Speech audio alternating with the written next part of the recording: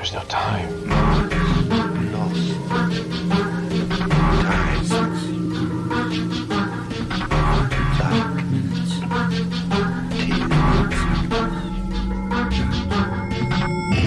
The time is 13 o'clock.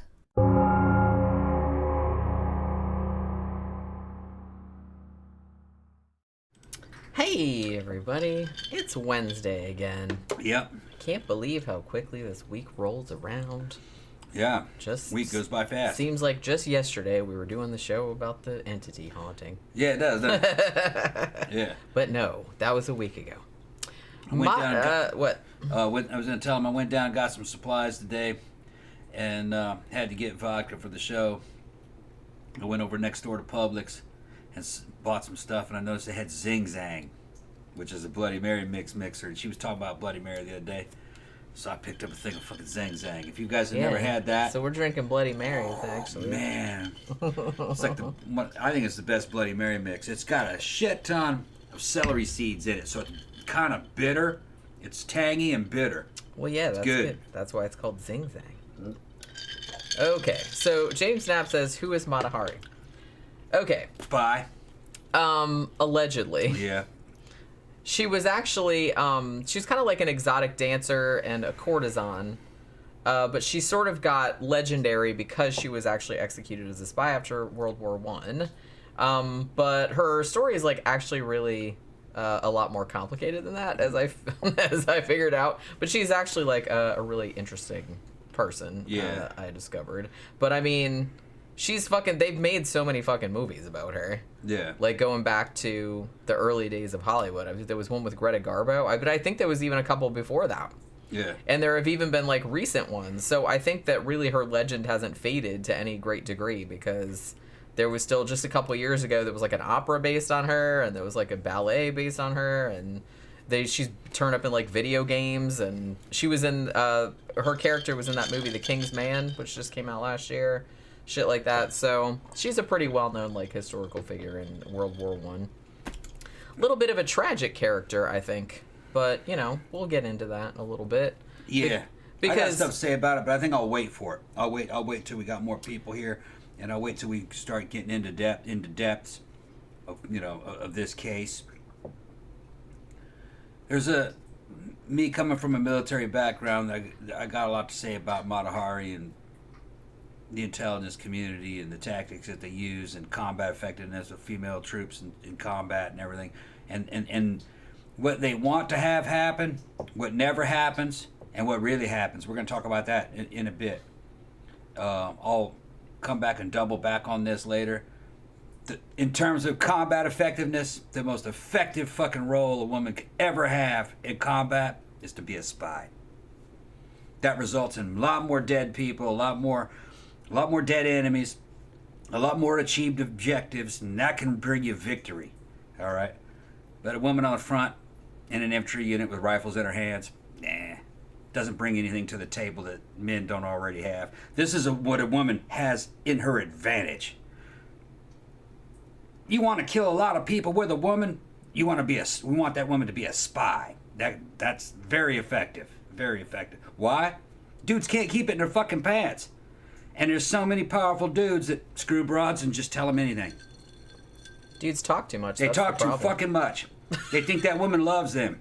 And that's how you get them. All right. Intelligence is information. Warfare always boils down to information. And women can get it. That'll bring you victory. The thing about Matahari, though, and this might be kind of like jumping ahead a little bit, but there were a lot of documents about her that were declassified in 2017. And let's just say that the popular perception of her as like this, espionage, like this whole like femme fatale kind of thing, mostly exaggerated. Well, the real thing is never what you see in the television. It's always simple. Yeah, and I mean, I'm talking like exaggerated, like maybe she didn't even do 1% of the shit that got attributed to her. Well, she was in a place where there was a nexus of a bunch of shit where it could have been her and it might have been, and that's how they looked at it. And We'll see. We'll talk more about it. Yeah, it's actually, like I said, it's kind If of she sad. wasn't a spy, she had a good cover, and she was a real good one. She either wasn't, or she either wasn't one, or she was one and real good at it. One of the two. From what I know of the case, I don't know all the details. Jenny's probably dug up a lot more. She probably was. Number one thing is spies are always camouflaged. They're always deniable. The way they operate, they use something called tradecraft. They can deny everything, and there's always an out if they're good. So you couldn't even bring a criminal case up against them. If they want spies gone, you can't get them convicted. There's no evidence, so they just assassinate them. It's called wet work. They just kill them. That's not what happened to her. Yeah, because you can't get anything to stick on them.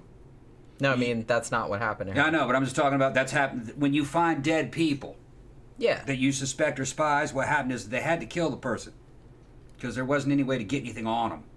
You know what I mean? No legal way of getting anything on them, so they just kill them. Yeah, John Smith said, was going to say it's largely a myth around her. Yeah, and to be honest, I think that scholars and historians and stuff like that kind of, like, some of them kind of knew that, even going back to, you know, a long time ago. But when the shit was declassified in 2017, a lot of shit came out that, that a lot of the stuff about her was absolutely not true, or, you know, a lot of stuff was pinned on her just to kind of, like, she essentially ended up being, like, a scapegoat. They thought it was true, though. Well, I don't even know if that's true. I don't even know if that's the case. They just wanted it to be true. No, they wanted her to be a scapegoat. Yeah, is that's what I I'm mean. saying. That's what I meant. They wanted it to be You true. know, they knew it wasn't true. They just... We'll get more into that. Yeah. That's what I'm saying. So I'm just saying that... I've only seen a few brief programs on it, and, you know, seen her mentioned a couple times in World War I history. But I don't know the intricacies of the case. Yeah, and like I said, it ends up being, like, kind of sad, because I kind of feel like prior to, and, you know, I'm not saying that some historians didn't think that she was innocent, like, prior to 2017, but, because there always was that, you know, kind of thing going around, but after 2017, I do kind of feel like more people were like, oh yeah, probably she was. Yeah. So that's, like, really shitty that happened to her, but yeah, so we'll get into it. I mean, like I said, she was actually, like, a really fascinating person, and I think she kind of, like, in a way that sort of, like, reflected on the culture of the time, I guess, because it wasn't just the spy shit. She was also, like, an exotic dancer and a courtesan, so I kind of feel like the way that sort of, like, public perception of her shifted was kind of an interesting thing about, you know, that said a lot about, like, the culture at large, like, going into World War I. You know what I'm saying? Because she was really famous, and you just kind of, like, it's interesting, like, how the mores changed. You know what I mean? So, you know, so there's that. I just, like I said, all I really knew about her before we were going to do the show about her was, like, oh yeah, she was supposed to be a spy, and she was, like, an exotic, and I'd seen, like, pictures of her and stuff, and she looks, like, cool as hell. You know what I mean? Like, her outfits and shit.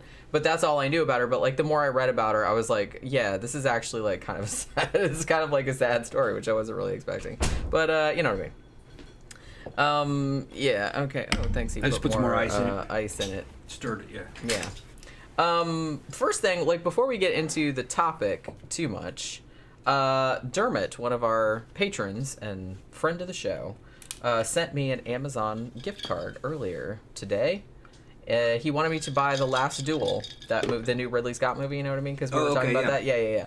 So thank you very much for that. We'll get that. And yeah, because I did actually want to see that because the trailer looked good, but then it seemed like nobody went to see it, and I was just kind of like...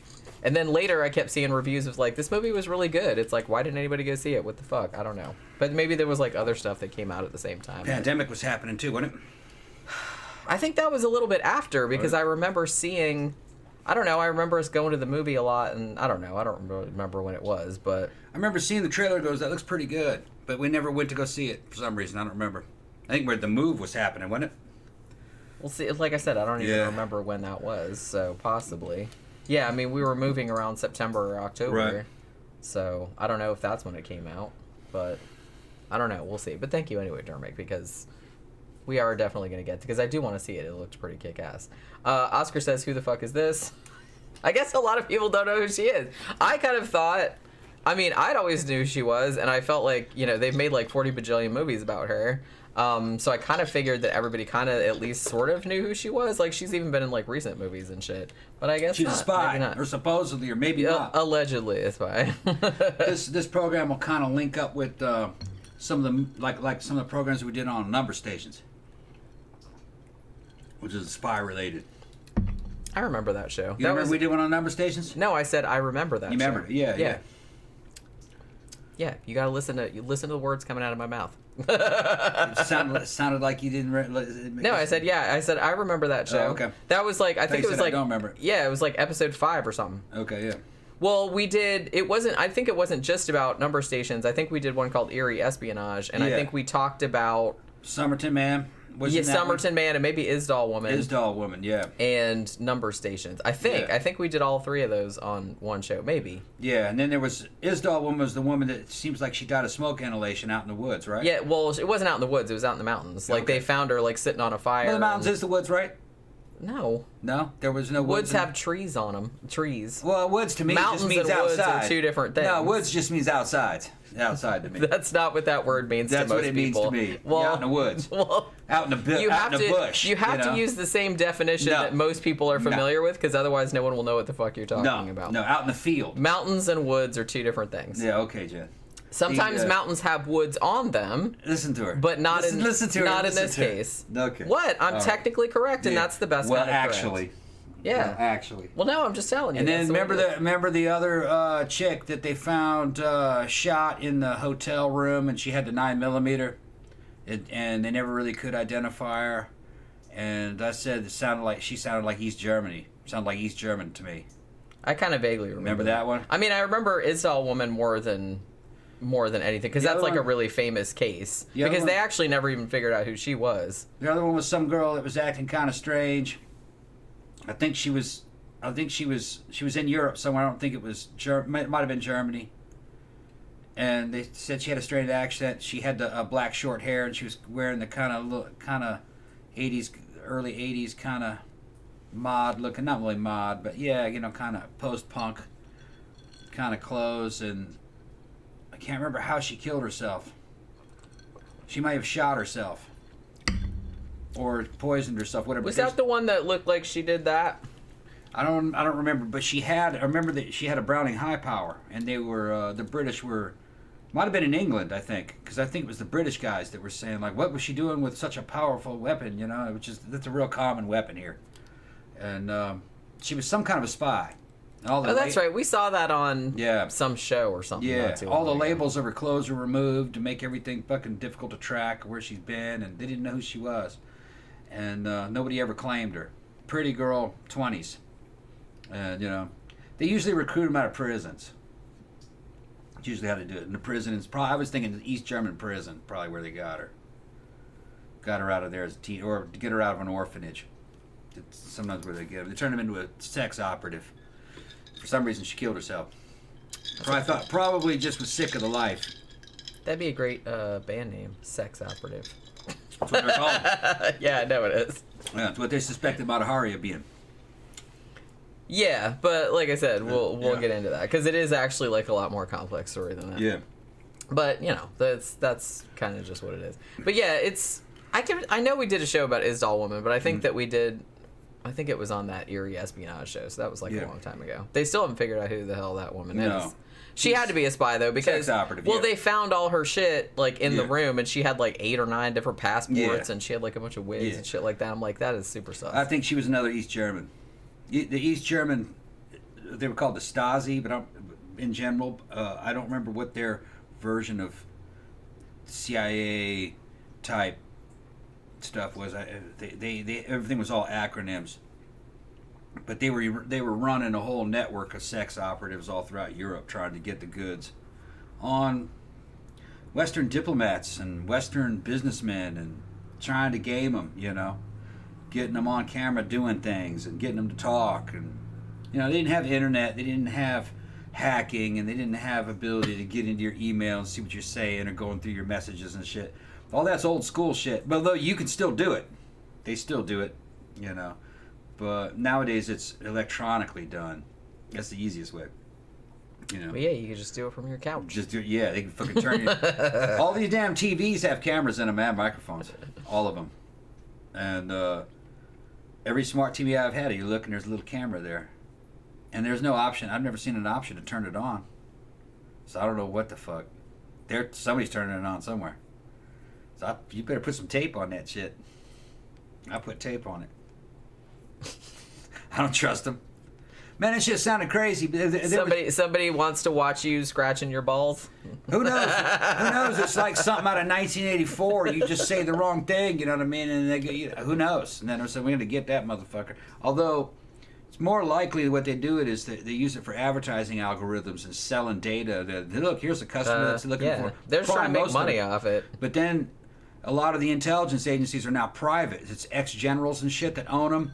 And they pretend to be, they're like a front company, and they can do shit that the government can't do. So they'll go out there and collect the information that way, and then they'll sell that information to fucking government agencies like FBI and CIA. Now they can't use it in court, so they never tell you how they know about you, but they'll figure out other ways to get better information on you later. It's how they target you, because they can't use it in court against you. It's illegal, but they'll get it. They'll use it. They're not stupid. They're not playing by the rules. I mean, why would you? You know, you just don't. You cheat. They cheat. John Smith says, there's a great book called Tunnel 57 about tunneling under the Berlin Wall and getting people to the West. That sounds good, actually. Because I don't know. I mean, I know a little bit about that, but not like a great deal. But, you know. So, do we want to get started, or you still want to, like, talk about some other shit? Like, Let's go ahead and get started. You want to get started? Let's go ahead and get started. Because... Everybody showed up? Yeah, they're in there. I mean, yeah. Yeah. Okay. And like I said, this is kind of like, I don't know, I found this like a really interesting story because I didn't know a great deal about her when I started out. I had just heard of her and thought she'd make an interesting show. And then, you know, as usual, I kind of go down the rabbit hole and I'm just like, oh, there's all kind of like fascinating shit about that. Camp guy, I would be a bad spy asset. I just hang around drunk and don't do much in the way of work, right? Yeah. That's kind of like, yeah, it's like if the fucking Big Brother wants to watch me, I'm like, okay, well, see how long you can stay awake because I'm super boring. But anyway, so yeah, Mata Hari obviously is not her real name. That was her stage name. Her real name was Margaretha Zelle, and she was born in 1876 in the Netherlands, actually. So she was Dutch. Now, so a lot of later on, and we'll get into this, a lot of people say, oh, she looked so exotic, so she must have had like some kind of exotic like heritage, like she was Malaysian or, you know, or even Jewish or Javanese or something like that, but she's absolutely not. Her family was Dutch. She just turned out looking quote unquote exotic, I guess, and then she like played it up later on because she's just absolutely Dutch. Both of her parents are. So her dad actually was kind of well off. Like, he owned a hat shop, and he made all these investments in the oil industry and actually kind of made a killing. So while Margaretha was young, the family was actually quite wealthy. So up until she was 13, she went to, like, private schools and all this other kind of stuff. So she kind of had, like, a really nice, like, privileged upbringing. She also had 3 younger brothers. She was the oldest. However, her dad went bankrupt in 1889, and her parents ended up divorcing. And then her mom, her biological mom, died in 1891. Now, her dad, 2 years later, like, remarried. And basically, you know, the family kind of, like, scattered to the 4 winds after that.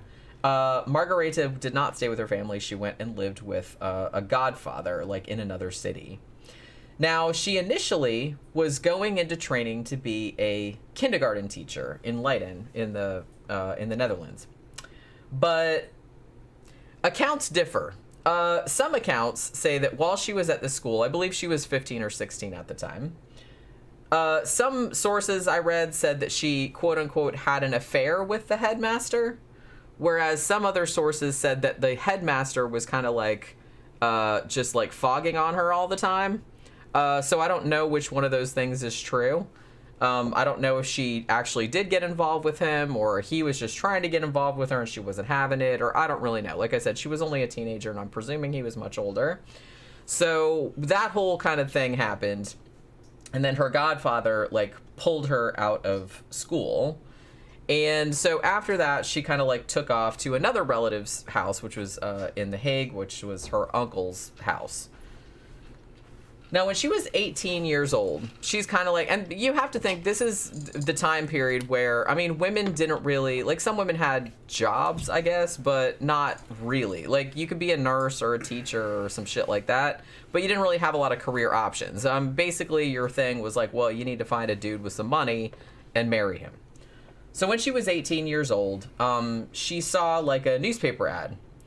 And it had been placed by this guy who was a Dutch Colonel Army captain. His name was Rudolph MacLeod. I know he has a Scottish last name, but he was actually Dutch, but his family going way back were Scottish.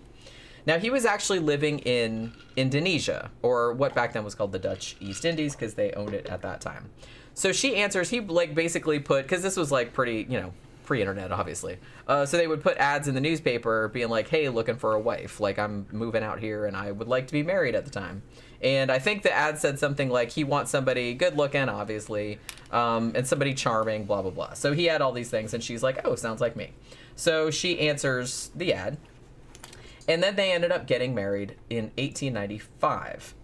Now, because he was also quite wealthy, she actually kind of like went into the upper class at that point. So, you know, they had money and everything was fine. And she moves with her new husband to like on the east side of the island of Java, which is a place called Malang.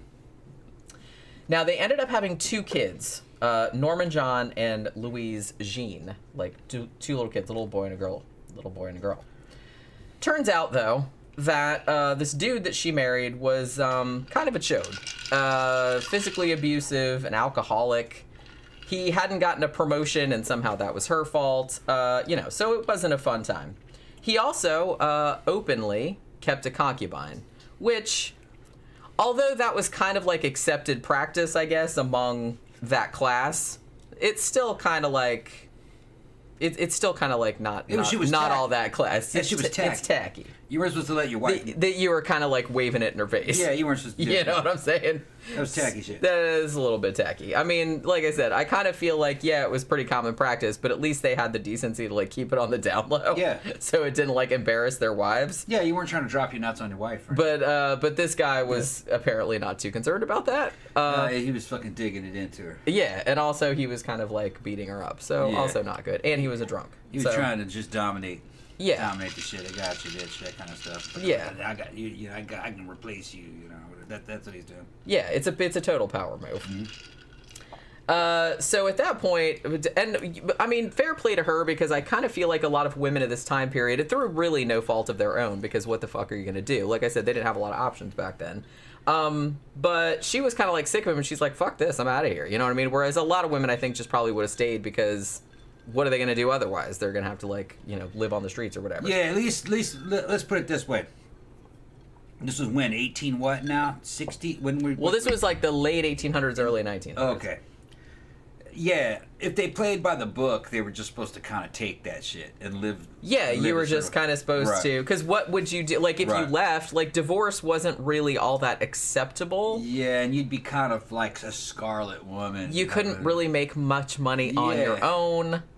I think it might depend if whether or not you were in Europe or in the United States, or if you were in France, or which country you were in exactly. You were supposed to be a certain way, but if you actually go back in history, you can go back even to the history of the United States in the 1700s, even 1600s to a certain extent, 1800s.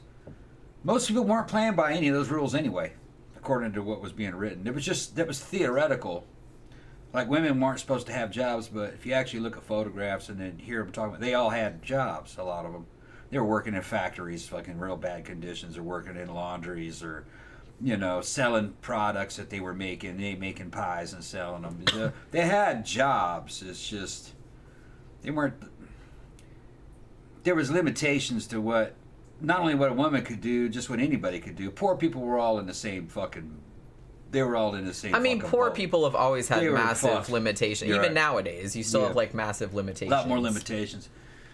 But there's fucking shit ton of instances of people in the olden days, male and female, of every race possible, just breaking all the rules and succeeded. There was lots of that.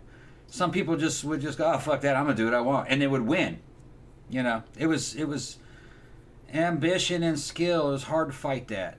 Some people could just get what they wanted. I mean, they had some fucking rich, powerful women in the 1800s, 1700s. It's just that they might have been madams, but they were fucking powerful. Friends with all the politicians.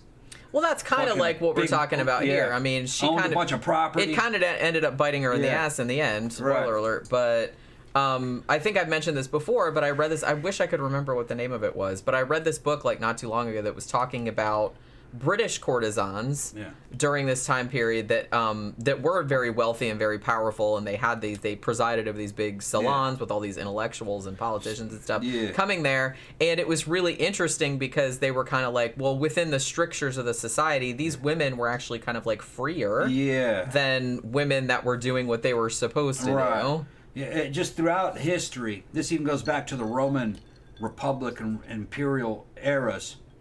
Social power trumped even legal power. If a person was fucking very charismatic, they got their way.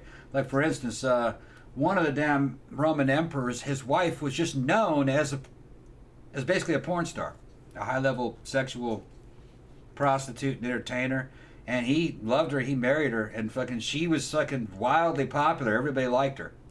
Because they said that she was extremely shrewd and intelligent and real charming. Everybody liked her. I don't remember the name of her. Somebody might drop in the comments. I think they talked about I think Suetonius talked about her. But anyway, there were always people that broke the rules just based on what they could do, what they were like. And some people totally got away with it. Yeah. And the thing about it is, I think that maybe other people tried it and didn't get away with it, and maybe like they got like, you know, tamped back down, and like you don't hear about them as much. I kind of feel like you just hear about the ones that were like kind of out and proud and were like, yeah, deal with it, you know what I mean? And then they actually succeeded. Yeah, and they usually came from nothing because nobody really cared what poor women did. The poor women could do anything. They didn't care. Yeah. You know, she could be a prostitute or do this and that. Really, nobody really cared what she did. So it was kind of like a freedom in a certain way. As soon as she got married or she was in the middle class or the upper class, oh, no. Well, yeah, then a lot of, you know, ironically, a lot of your freedoms then were taken away. Exactly. But some of the, like, powerful women came from the underclass, but they made something out of themselves, and it was usually a madam. That's how it started. But that sounds kind of lowly. No, they were hanging out with the governors, and they were hanging out with all the politicians. No shame. And they were buying property, and they were extremely rich. And if anybody threatened them, she'd just talk to one of her boyfriends who might have been the governor or the local sheriff or anything, you know, and they'd have your ass scratched out. So, no. They had strong women, very powerful women back then. I mean, on the flip side of that, though, I mean, with all that power kind of came a lot of danger as well. Yeah. Because you're associating with all of these powerful figures. If they decide they don't like your ass and you do something they don't like anymore, then they can absolutely. Like, fuck your life up. Yeah, but that applied to the men, too. That's true. They killed each other. That's true. They were playing higher stakes games. I kind of feel like, and this is kind of true like throughout human history, I guess, but I kind of feel like the most freedom in the sense of like freedom of movement, freedom to kind of do what you wanted without people like getting all up in your grill and shit like that, were either like really poor people or really, really rich people. Yeah. I kind of feel like if you were just sort of in the middle. I mean, like I said, I'm not saying that, oh, it's so awesome being super poor, because it's absolutely not. It really sucks. But, you know, in some ways, your poverty gives you like an anonymity to a certain extent. And so does extreme wealth and power, right, where you can like kind of get away with whatever because no one's really gonna care or notice all that much. Historians over and over again have commented that the criminal underworld and then the leadership class of every society tends to have very similar tastes and very similar type personalities, and their mannerisms are real similar, and they go to throughout history went to fucking places like nightclubs or brothels, and they hung out with each other. They made contacts. And that's why you always have politicians in the underworld as kind of like working partners in a certain way, because they're friends. They all hang out at the clubs together. And it was always like that. And they get involved in politics, political parties and stuff. That goes all the way back to the Roman Republic. Paid agitators, paid rioters, all that. That shit's egg shit. They were doing that 2,000 years ago. You could pay to have some guys who are friends of yours start a riot at your fucking political opponents' fucking speeches, shit like that. They did that shit all the time. Then they blamed that guy. It's the oldest trick in the book. The Roman history books are filled with it. Stabbing people. You could get up, 5 guys fucking get up on a guy in a crowd, and one dude stabs him, and then that dude that did the stabbing drops the knife, and those 3 guys point at an innocent person. He stabbed, get him, get him, get him. And then the crowd goes after that guy, and they vanish. That was another trick that they used to do. That's like the same way that you try to like blame a fart on somebody else. Yeah, in like the blame a crowd. fart on somebody else. Right, exactly. They had that shit down to a science of how to kill somebody in public and blame an innocent person. It's like if you fart and then you look at it, look at the person beside you and be like, dude. Yeah. Yeah, that's an old trick. Everybody knows that one. Zach says, I love the fact that my introduction to her, Matahari, that, by the way, was being a character in the 60s Casino Royale Bond spoof of all things. That's right, she was. Yeah, that was it. Like I said, they made a million movies. Most of them were just called Matahari. Like I said, probably the most famous one had Greta Garbo in it, but they've even had like recent series and shit like that about her. So, and yeah, she was a character in Casino Royale from the 1960s. And I think, too... wasn't she supposed to be, was it actually Matahari, or was it like the daughter of Matahari? Must have been the daughter of Matahari. Something. I kind of feel like the character. I can't like James remember. Bond never exists in a story fucking pre-World War II. Everything's after Now, World War II. Matahari was actually, like I said, a character in the recent movie The King's Man. Yeah. I do know that, but yeah, I think that was maybe like the daughter. She was supposed to be like the daughter of Matahari and James Bond. Yeah. Like they had fucked and she I had a gotcha. kid, you know what I mean? I think that's how that went. It's been a long time since I've seen that movie. But yeah, so what were you talking about? Okay. So she's with this fucking dude who beats her up and drinks and, you know, fucks this other woman and is like, haha, what are you gonna do about it, blah, blah, blah. So she just like fucking took off and moved in with another dude. Which I thought was very funny.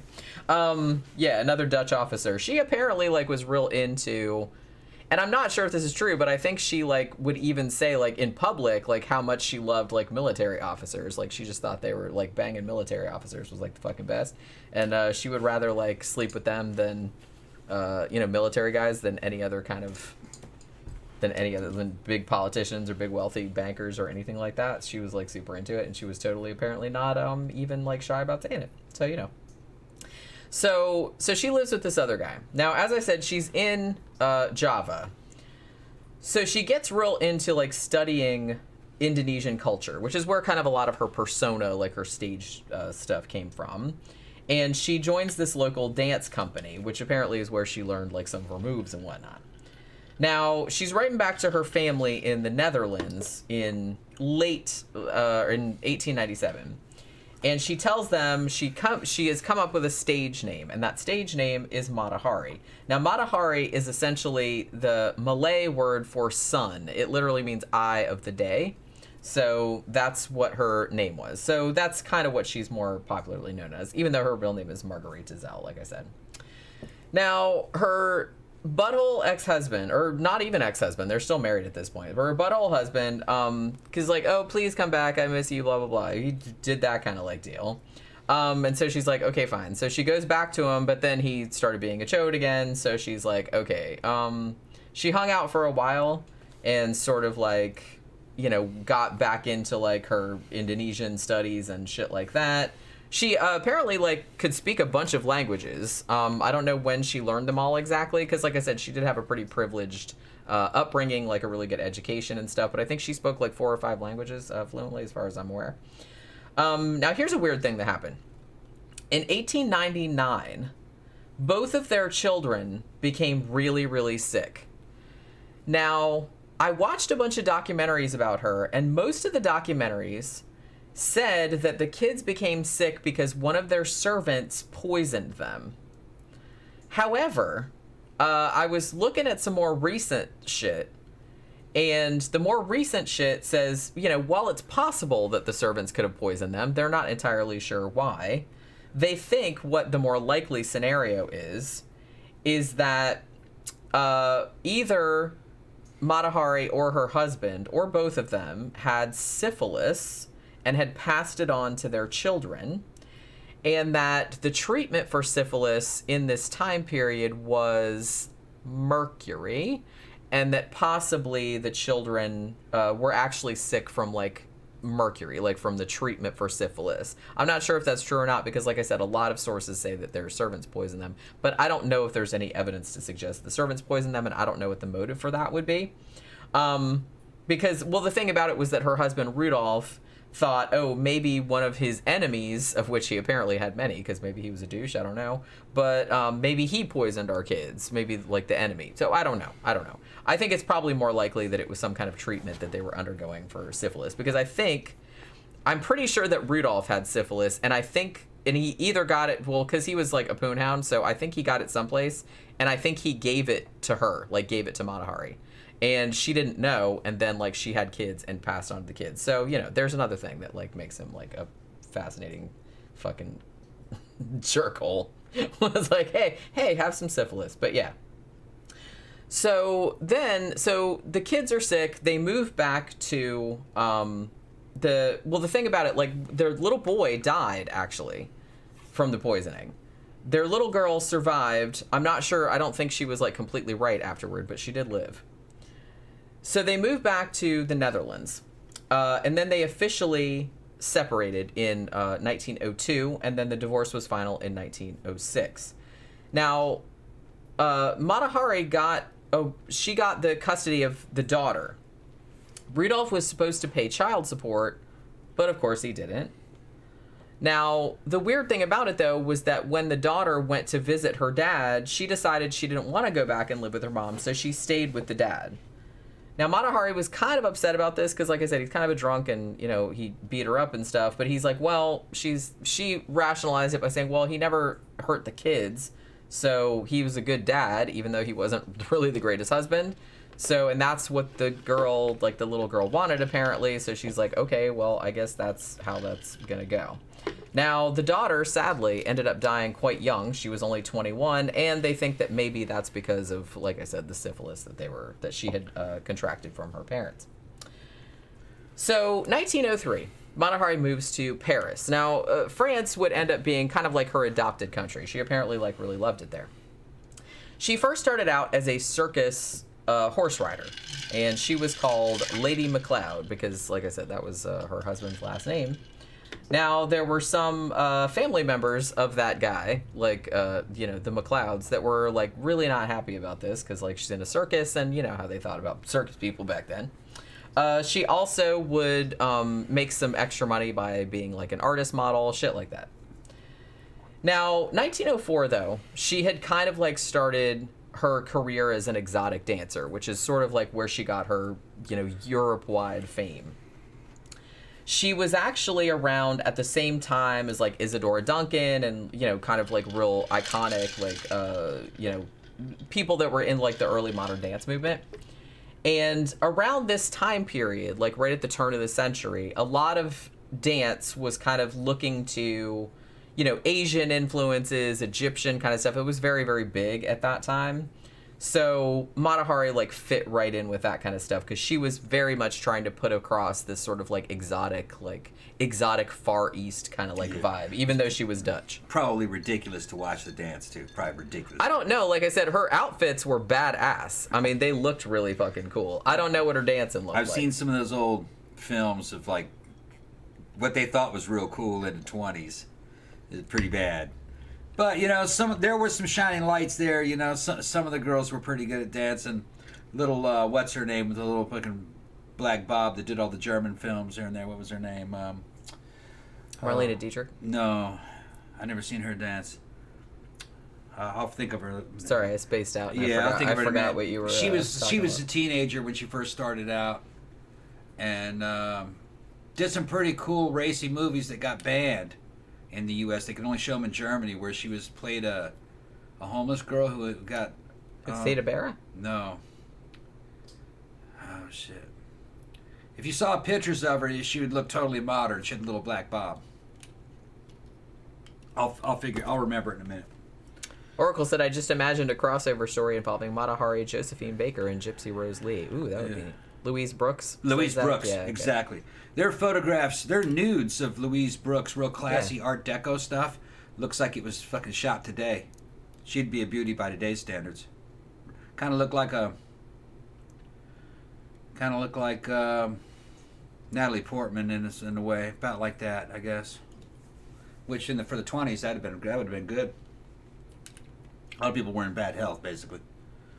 Well, I gotta say, I mean, pictures I've seen of Mata Hari in her outfits, and she was mostly nude in most of her pictures. She did like a lot of nude stuff, but she was actually a beautiful, beautiful woman. Yeah. She was, and I loved her outfits. I mean, they were fucking so cool. Like all her headpieces and stuff. Like I said, she was just Dutch, but she did kind of look exotic, at least by those those days standards. So she was like playing that up a lot. Saying she's from like the Far East and all this other kind of stuff, and people people kind of like fell for it. Oracle knew who I was talking about, Louise Brooks. Okay, so basically, her debut dance thing was in 1905, and it was at this museum called the Musée Guimet in Paris.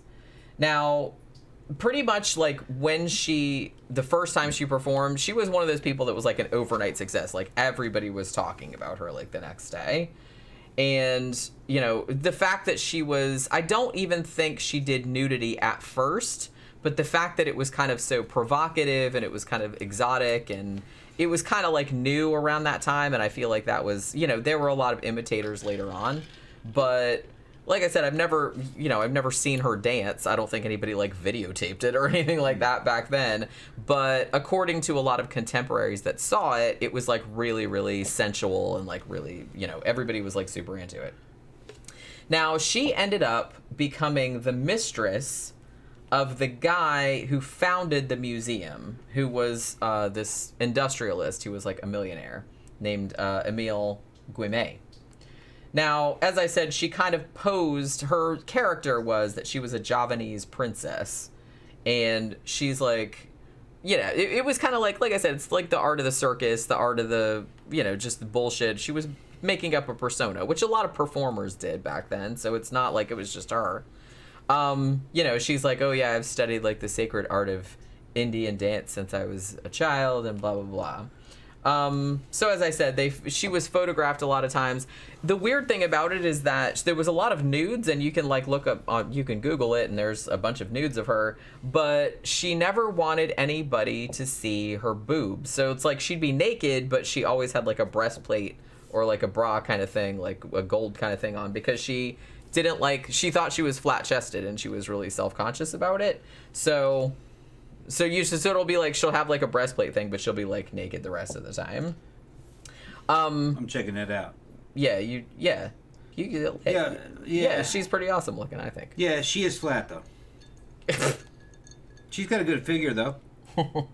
No, she's fat. She's flat. But the thing is though, is when you're like that, you might as well just fucking rock them. You know what I mean? Well, no, here's one. She's not. Small B cut probably. That's not flat. Yeah, I didn't think it was. Yeah, she's not flat. She's just kind of small chested. I mean, I've seen some girls who are really different. flat. There are different angle photos. Yeah, just like everything else, it's going to depend on it what depends kind of on the outfit angle, you got on. Yeah, shit like that. She's just average. You know what I mean? Average chest. The rest of her not bad, especially for the 20s. When they didn't work out. No, this was the early 1900s. Oh, in the early 1900s, yeah, they didn't. Yeah, this is 1905, 1906. Yeah, okay. So early, no physical fitness. They didn't work out or anything. They didn't know anything about it. They didn't really know about nutrition. So you were lucky to look decent. It was more like just genetics. It definitely wasn't diet. Well, like I said, she was kind of lucky because she had grown up quite wealthy when she was a kid, so she probably got some good nutrition when she was, or at least better than most people, I would imagine. So Oracle says, mind you, a lot of dancers are small-breasted like other athletes. Yeah, that's true. That's true. Yeah, I didn't think... I mean, I didn't see anything, like, particularly... She just looked, like, average, like I said. She didn't look, like, super flat, or she didn't look like... I don't know. I don't think about things in those terms, I guess. I was just kind of, like, looking at the outfit more than anything. And, like, just the whole gestalt of it. But I don't know. I thought she looked cool. But, yeah, so there's a lot of naked pictures of her, obviously, and, you know... So she was photographed a lot back then, naked, and No. her. What are you doing? Trying to tear the books out of the fucking bookshelf. She's not getting you any. She's good. She's gonna do Yeah. that. But the thing about it was that because of that, like her ex-husband was like, oh well, obviously, look at this whore. Like she can't have her daughter back. You know what I mean? So he used. Oh my God! See, you pulled it Look down what on you yourself. did. Did that to yourself. Is she all right? Yeah, she's like, I didn't do that. Yes.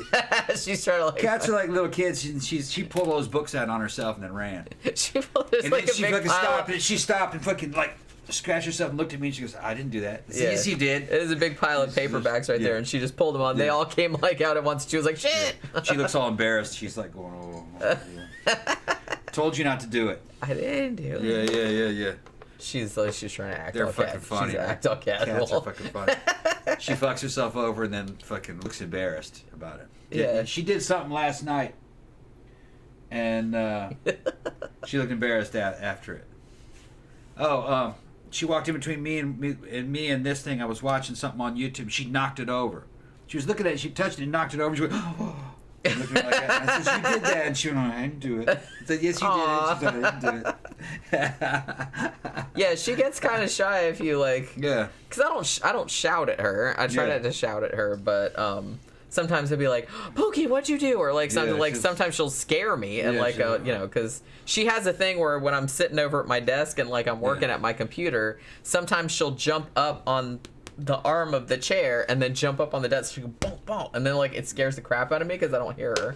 So then sometimes I'm like, Pookie. She sees me doing stuff, so she thinks she can do it. And when she fucks it up, she gets embarrassed. Oh shit! You know, I don't have hands, and I said, I know, but you should have tried it. You know, She's like, I saw you do it. I thought I could do it, Daddy. Yeah, I saw you doing it. I thought I could do it. No, it didn't work like that. Damn. But she tries. She's like, don't have any little fingers. Yeah, she tries to do what I do. Fourth row down says cats know if you're laughing at them. Oh, they do. absolutely do. We were talking about that the other day. Do. We were actually talking about that the other day because she did something dorky. Yeah. Right? I can't remember what it was, but she did something dorky, and like Tom was like, yeah, we laughed, and like Tom was making. I was like, don't make fun of her, and she was like making a face like. She was like, no. She knew we were making fun of her. I was like, see, she knows. Yeah. Don't make fun of her. I try not to because she does understand. Even if she doesn't understand the words, I do think she understands some words. The tones and the emotions. But she understands like the tone of your voice, absolutely. You know what I mean? They have like little emotions just like the rest of us. So yeah. All right. So where was I? Okay. So all these naked pictures of her floating around. So her ex-husband is like, well, see, obviously she's a filthy slut, so she shouldn't be able to have her kid. So he was able to like keep the daughter. So basically, yeah, she would do like a stripper act. As I said, now she started out with like a kind of like a body stocking, you know what I mean? Mm-hmm. But that was kind of like, she had that for a while, I guess, until she was more confident, and then she didn't have it anymore. But as I said, she would never, as far as I know, I don't think anybody ever saw, like, she was never, like, naked boobs. But she would, like, she didn't have anything on, like, on the bottom half, you know what I'm saying? So she did, like, a kind of a stripper act. But she did have, like, a jeweled breastplate and the whole headpiece and all that kind of stuff. Now, as I mentioned, yeah, like, she wasn't actually, like, a fucking Hindu princess or anything like that, but it was pretty common for people that were dancers or circus performers or anything like that to come up with something that was, like, more exotic or exciting. Because that's what the people that were paying to see. That went into the fucking 60s. What are you talking about? 60s, 70s? Yeah, that's what the people were paying to see. Sure. Yul Brynner, that handsome, bald motherfucker. He's the motherfucker that made Bald cool. The original Terminator. Made a whole fucking career out of dressing up as some kind of ethnic group. He's either Thai or he's some kind of an Indian or he's some kind of dude from some tribal background. Go look up Yul Brynner and all the photos of him in all those roles. He was another dude like Karloff that just played some other race. That's kind of what he did. Now, he was of Russian. He had a lot of Russian descent in him, and I think he might have had a little bit of Mongolian in him. It's one of the things that I heard. He did. His eyes did slightly look a little bit, Asian. But a lot of Russians have those eyes. It might be the Mongols. I don't know. But fucking same deal. You know what I mean? They did shit like that up until very recently, which I thought was cool. It's a sign of a good actor. I'm gonna play a fucking Tibetan fucking warlord. You had John Wayne doing that and shit. Whatever. I'm sorry, I don't buy John Wayne as a Tibetan warlord. Yeah, he did that. I know he did. He played Genghis Khan. I mean, some actors I'll let it slide. Yeah, Genghis Khan. But John Wayne, not so much. I don't think that's gonna. Well, you see, the thing is that people paid to see it. I know. That's all. That well, matters. yeah, I know. That's all they care about, really. Yep, is that's all they care about. Oracle says Edwardian and Victorian women exercise, though. There are Victorian era manuals demonstrating exercise for women. Yeah, and I laugh at them. I've seen them. That wouldn't do anything. Not enough resistance. Well, better than just sitting around on your ass, probably. High repetitions with no weight really doesn't amount to anything other than energy expended. So you burn some calories. But why don't you just walk or run or ride a bicycle? Well, I think they did that too. Yeah. I mean, they walked. Yeah, so there's there's the fitness industry has been a couple centuries of fucking Jenny's gonna get mad. She don't want me to get on this. The fitness industry has been fucking 2 or 3 centuries, going back thousands of years, really, probably, because Rome had it also, of lies and gimmicks. The shake weight won't do anything for you. Fucking Booty Master won't do anything for you. These things that they sell people and tell people, they didn't do anything for anybody. Fucking Eugen Sandow, dude who fucking invented bodybuilding, even the system that he fucking sold to other people really wouldn't do much. Because it didn't involve any weight. All right? And if you read between the lines of what he's telling them, he says, increase the weight. Keep increasing the weight. But he only sold them 5-pound weights. He never sold them 5, 10, 20, 30, 40, 50-pound weights, 100-pound weights. He didn't say, fucking Eugen Sandow made fucking 400-pound, 300-pound lifts. That's how he got big. By lifting fucking weight. And eating lots of meat. He says that. Yeah. Well, it's the same with women. You want that fucking big booty shape? You see them those girls lift weights. Or they inject something into their ass. But the best way is to lift weights. Do lots of squats, heavy squats. And then do steroids. They'll get fucking big ass on them. I got pictures to prove it. Okay, look at Rocky Giovanni. It's a black girl who does roids and fucking does nothing but just try to get a big ass. She's got a huge, muscular fucking ass. Looks like something, remember that Venus statue that them damn Cro-Magnons fucking were carried around in their pockets instead. That's what Rocky Giovanni looks like. But that's meat. That's all muscle. You can't do that through little. The body responds to what you want if you know how to do it. But a lot of the shit the Victorians did was a joke. They'd wrap something around themselves and just vibrate it and think that was going to make it big or small, depending on who sold it to them. It was gimmicks. Zach said, on this note, I think a show about Isadora Duncan would be cool. It would, actually. Didn't Isadora, please forgive me if I'm wrong, but didn't Isadora Duncan die when her scarf got caught in the wheel of a car? And that sounds strangled familiar. her? That sounds familiar, yeah. Yeah, she was like one of the best known dancers of all time. Granther said, ironic thing about strippers, as hot as they may be, their boyfriends are usually harsh-looking cockroaches. Yeah. Well, it depends. It depends. He's either in a local band and he's hot as fuck, because we know some of those, or he's just less overweight, fucking just cockroach-looking dude, or just, yeah, I've noticed that. And when you were talking about Yul Brynner, Forrest Row Down said, a tradition kept alive by Steven Seagal, bald and of indeterminate nationality. Yeah, Steven Seagal's not bald, though. He's baldish. Baldish, yeah. He paints his hairline on. Hey, we don't know how much of it's paint. Brenner Yule was the shit. Taken out early by cigarettes. Fucking died of lung cancer. Yeah, he did that commercial, didn't he? Yeah. Yule was one of the first dudes. He was up there with some of the other early Hollywood actors that actually they had physiques. He wasn't. I think he did a little bit of stuff, maybe a little bit of tests or something, because there are some times where he looks pretty good. But he stayed within kind of like natural boundaries. He didn't go supernatural like some dudes did, but I've seen fucking Brenner. There's a lot of photos of him. He would do nude photo shoots. Brenner. He wasn't shy. He knew that he looked pretty good for his day. He was a handsome man, and motherfucker could act. He could act. He did great on stage live performances. Could sing, do King and I and stuff. He was just a good performer, really good, and everybody loved him. Motherfucker didn't have any enemies. Everybody said Brenner was just a good dude and fun to party with. Evidently, the women loved him. Zach says Yul Brynner was hot with hair. Without, he just doesn't do it for me. He made that look famous. I don't even remember what he looked like with hair. I mean, Yeah. I was so used to seeing him, toward the end, more to the end of his career when he didn't. You remember, people remember him, I think, because he was bald. It was a very unique look in his day. And he looked good.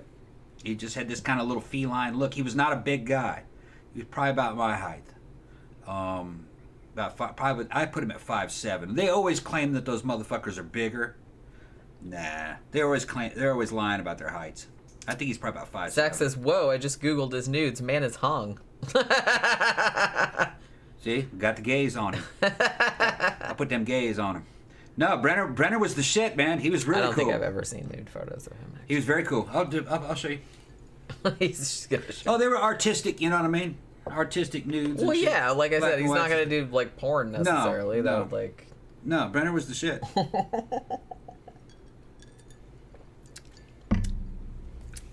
Yeah, Mr. 88. When we're talking about people like have like personas or whatever, he said they still do that. But they still do that. Tom Cruise's real last name is Mopather. Yeah. John Wayne's real first name is Marion. Yeah, that's right. Oh, okay. Honestly, I wouldn't even recognize him. He doesn't look that. I don't think that's him there. Yeah, I was gonna say that looks That's not him. that looks a little porny. Some of those aren't him. I don't think. Yeah, because I was gonna say I didn't recognize him with hair. That's yeah, him. okay, that's him. That's him. Yeah, okay. All right. That's not him. I don't think. No, I think that's No, somebody else. Ashton Kutcher. That's somebody else. But That's not Ashton Yeah, Kutcher that's what it either. said underneath it. Yeah. Some people are mislabeling shit. Well, they're doing that for the Google But no, algorithm. look, Brenner's he's fucking abbed out and shit and everything right there. Yeah. All right, you guys not. No, can't really, you can't. You can't really sit. No, I'll cover that shit up. Yeah, I was gonna say, don't get demonetized. He was in good shape, Brenner. All that fucking Bauhaus fucking cover shit. up the ween. Yeah. Trying to get me demonetized. Yeah. You got money, it's like you. And that you don't was when need he the was fucking younger. shit. He started working out. He got bigger than that. You always got to check out the motherfuckers that came before you. Look how cool fucking Brenner looked. That's a cool picture, actually. Yeah.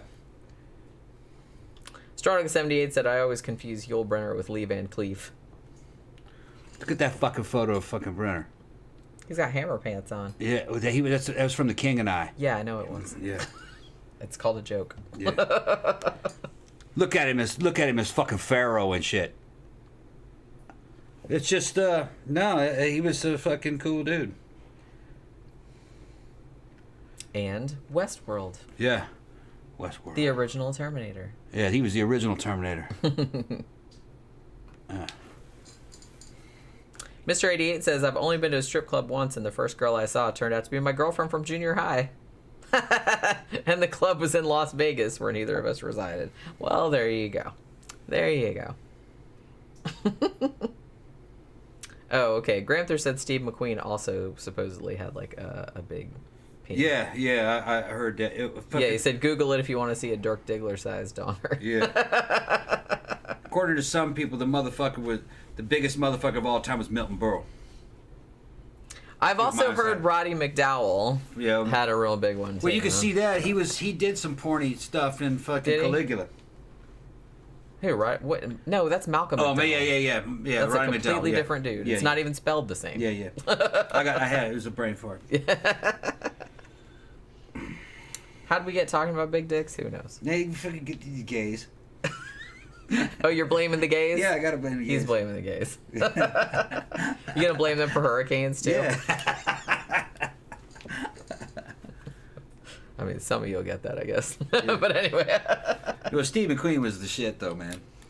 He was, yeah. Go back and go back. So you're saying that he could have just like defeated the blob by like whacking it with his... Just hit that shit. Bam! That shit fucking splattered. Bam! Fucking with his meat McQueen is really at his most McQueeniest when in fucking, as I said, it's the McQueeniest was in Bullet.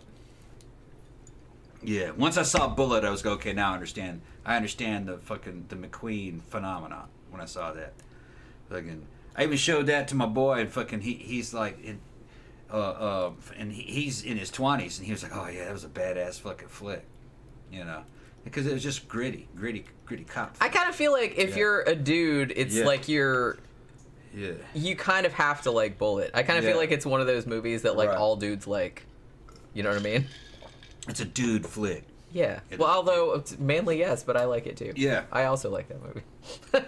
Like one of the first modern kind of like a cop action type. Zach says I am to blame.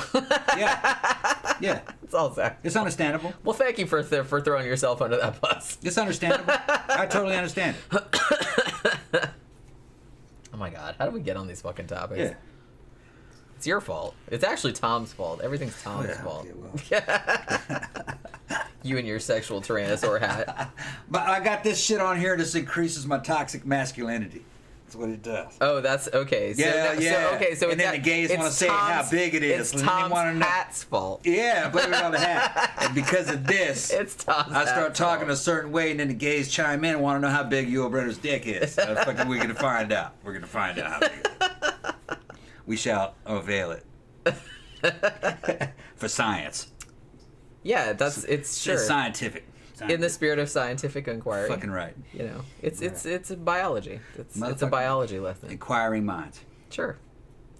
Hugo asked, Jenny, have you seen the movie Mata Hari from 1931? I have, but it was a very, very, very long time ago. I was actually planning to like rewatch it for this, and I didn't have time. Let me refresh this drink for you. All right, I'm still in my first one. What the fuck am I even doing with my life? They're good, though. They are, yeah. It's just because it's Zing Zang and because that's tomatoes. I love them, but I was like, I can't drink it too fast because I'll just get like horrible heartburn. Like I have like some pills like that makes the heartburn a little bit better, but you know what I mean. So I'm just trying to like take it slow, so I'm not like halfway through the show going, oh God, I'm dying. So you know what I mean. There's that, and it sucks because I love tomatoes and tomato sauce and anything like that, but. The older I get, the worse it gets. Getting old sucks, you guys. Zach said, I saw a movie with Harvey Keitel nude once. Yeah, I saw that. Was that the piano? Yeah.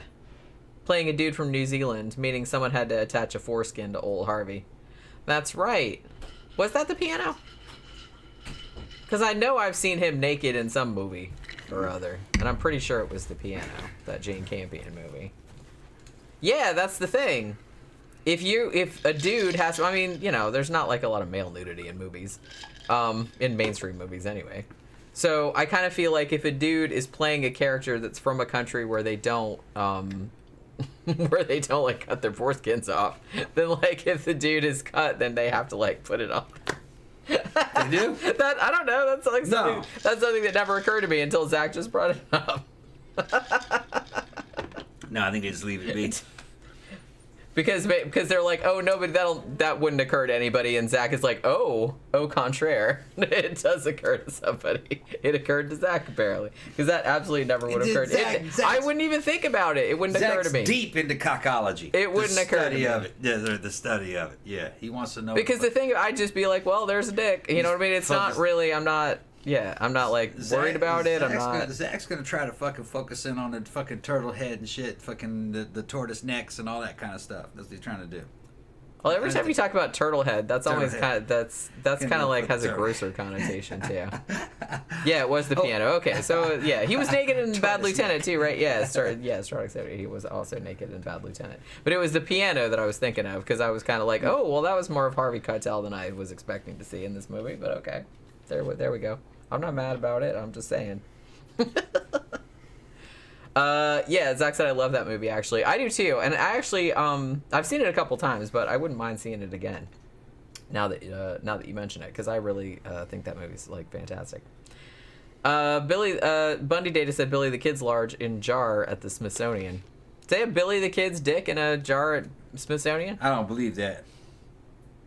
I don't know. I don't believe that. How can they prove that it's Billy the Kid's? Did they do DNA on it? Or is it just some random dude's He was dick? just killed and buried from when if I remember on yeah. He got killed. They just buried his ass. Well, maybe he just had like a big one and people he were like, wasn't- I'm going to save that shit. Yeah, I don't believe that. Give me that pickle jar. Giving this to the Smithsonian. This is some famous shit right here. Holy crap. All right. I don't know how this happened. Better. I don't know. Yeah. Good. Like I said, I know I'm going slow, but I'm trying not to like overwhelm myself with Okay. heartburn. All right. That's why. Oh, on that. Good. Yeah. Because, like I said, I really like these, but after a while, I start getting like, you know. All right. So she had like a several year run where she was super famous. She was like all over Europe. She was like kind of the best known, you know. And like I said, I've never seen her dance. I don't know what her act was like, but she did look super cool and like all the pictures of her. And like from the contemporary reports, everyone talked about like how beguiling she was. And also it seemed like her personality too was like a big part of it, because everyone said she was like super charming, and she just seemed like a really like very like sexual, sensual, like somebody you'd like really want to hang out with. She just seemed like had a cool personality. Now by 1910 she was so famous that she had like a bunch of copycats. Like there were a bunch of imitators like traveling around Europe as well. So I kind of feel like, because this is around that time, right, where the very, very early 20th century, particularly in France, where it was just kind of like, ooh, like it was kind of like all the doors that come off, like, ooh, all these naked dancing and stuff. It was very, very chic, you know. So she was kind of like right in on the ground floor of that. Now, the thing about it, though, is obviously by kind of more serious cultural institutions or whatever, they're like, oh, she can't really dance, and it's just cheap exhibitionism, and she's like pretending to be something she's not, and blah, blah, blah, because they don't like fun, you know what I mean? But everybody else like seemed to really like her. So she went on for quite a while like that, until about 1912. Now, her career had kind of started going downhill. She was getting a little bit older. You know, she had started dancing kind of like later in life than dancers usually start. She wasn't old, but, you know, dancers usually start really young, and she was a little bit older. And she was also starting to like, you know, get a little heavier. So there was that. So her last show was actually in 1915. But by the time she did her last show, she had actually become better known as a very popular courtesan.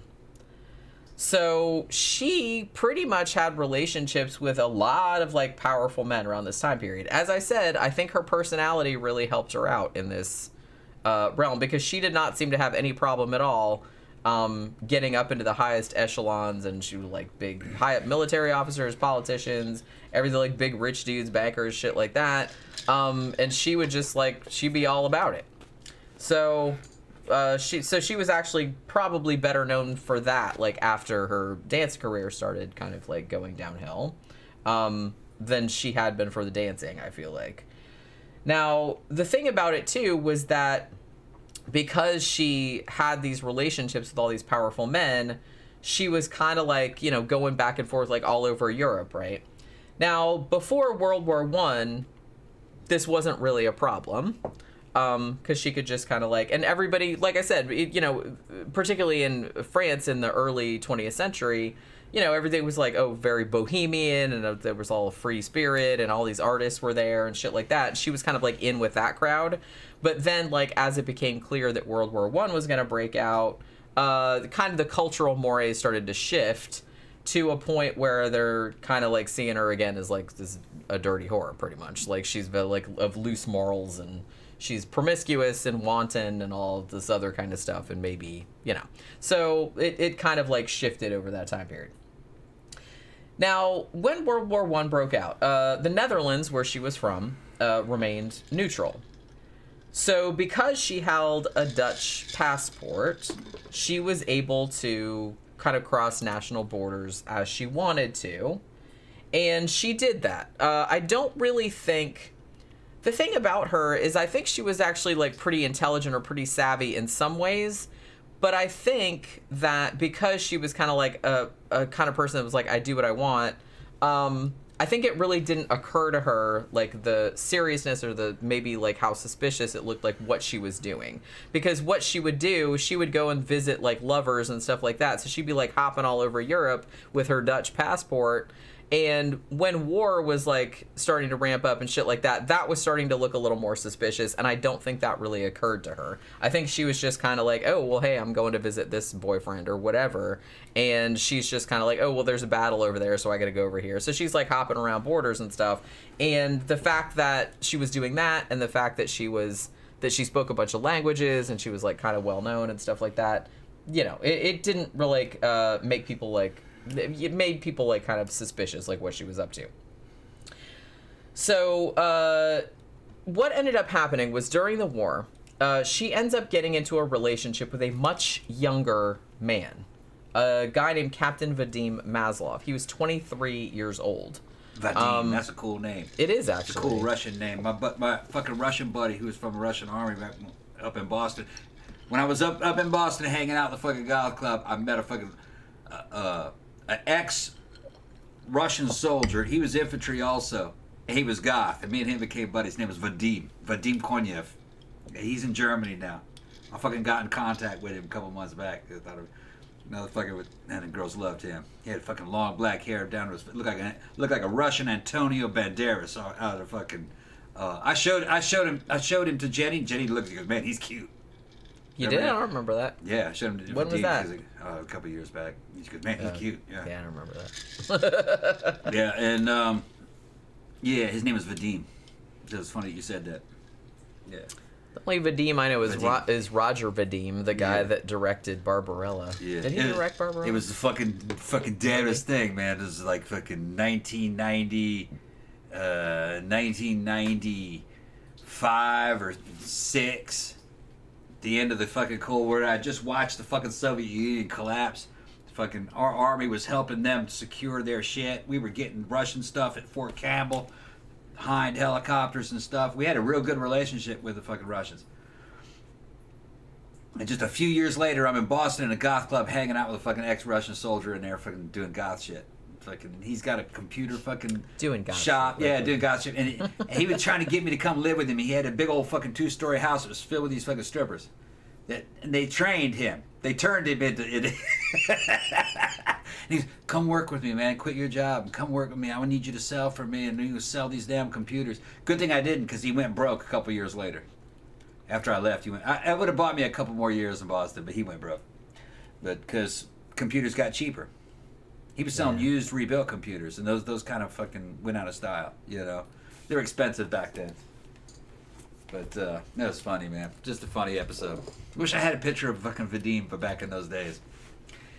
Looked like the lead singer. Looked like a small version of the lead singer from Typo Negative. That's what he looked like. That's who I was picturing, actually. Yeah, long black hair down to his waist. The Typo Negative. Yeah. I don't remember what that dude's name is, but... Yeah, he kind of looked like that. Looked like that and Antonio Banderas. Fucking, if those two dudes had a baby, that's what he looked like. Okay, I see. Yeah. I mean, you probably did show me a picture of him, but I don't remember. I showed you a picture of him. I don't remember that at all. And you go, oh yeah, he's cute. Yeah. You show me a lot of pictures, and I probably don't remember like 99% of them. We got into so much trouble together. Okay, that's a sidetrack. Go ahead. Yeah. What else is new? Yeah. All right, so she's going out with this Captain Vadim Maslov fella. He was a Russian pilot. He was serving with the French army. Like I said, he was considerably younger than her. I don't think it was that crazy. I think maybe he was, well, I don't know. Like, how old would she have been? I saw one thing that said, oh, she was 20 years older, but that can't be right because he was 23 at the time and she died when she was 41. So obviously that couldn't happen. So I kind of feel like it was maybe, I don't know, 15 years, something like that, but he was a lot younger. She later ended up calling him the love of her life. Now, he ended up getting sent to the Western Front in 1916. And a couple months after that, he got shot down during a dogfight with the Germans, and he got like pretty badly wounded. He lost the sight in his left eye. So at this point, Mata Hari asked permission to go visit him. Like he was in a hospital near the front, and she wanted to go see him. Now, normally, she wouldn't be allowed that close to the front because she's a citizen of a neutral country, the Netherlands. So what happened was that she meets up with agents from this kind of like French, whatever, it's called the Deuxième Bureau, which I guess that's, what is that, second something bureau? I don't know. I haven't taken French in a long time. they said, okay, well, we'll let you go see your boyfriend if you do some spy shit for us. And this is kind of where the whole situation kind of started, apparently.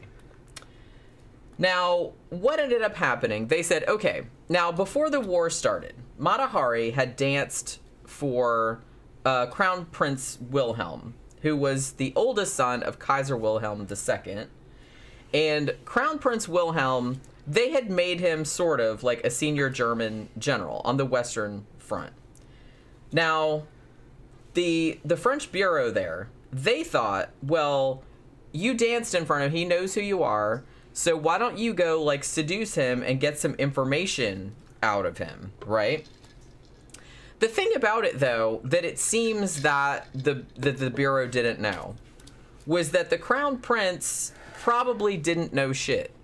They said the thing about it was that they had put out a lot of, like, propaganda about him being, like, this big, strong warrior and all this other kind of stuff because they didn't really want anybody to know that he was just this kind of, like, playboy. He was just like going around partying all the time and didn't really give a shit about military stuff. So they kind of wanted to like project this image to kind of like hide what he was really like. So they're saying they gave him like this sort of like nominal position, but he probably didn't know anything of any use. But it seems like the French didn't really know that. So they kind of sent her, hey, why don't you go seduce him and get some information out of him, and then we'll let you see your boyfriend. So there's that. I mean, the dude was like, I don't know, he was doing all this kind of crazy shit.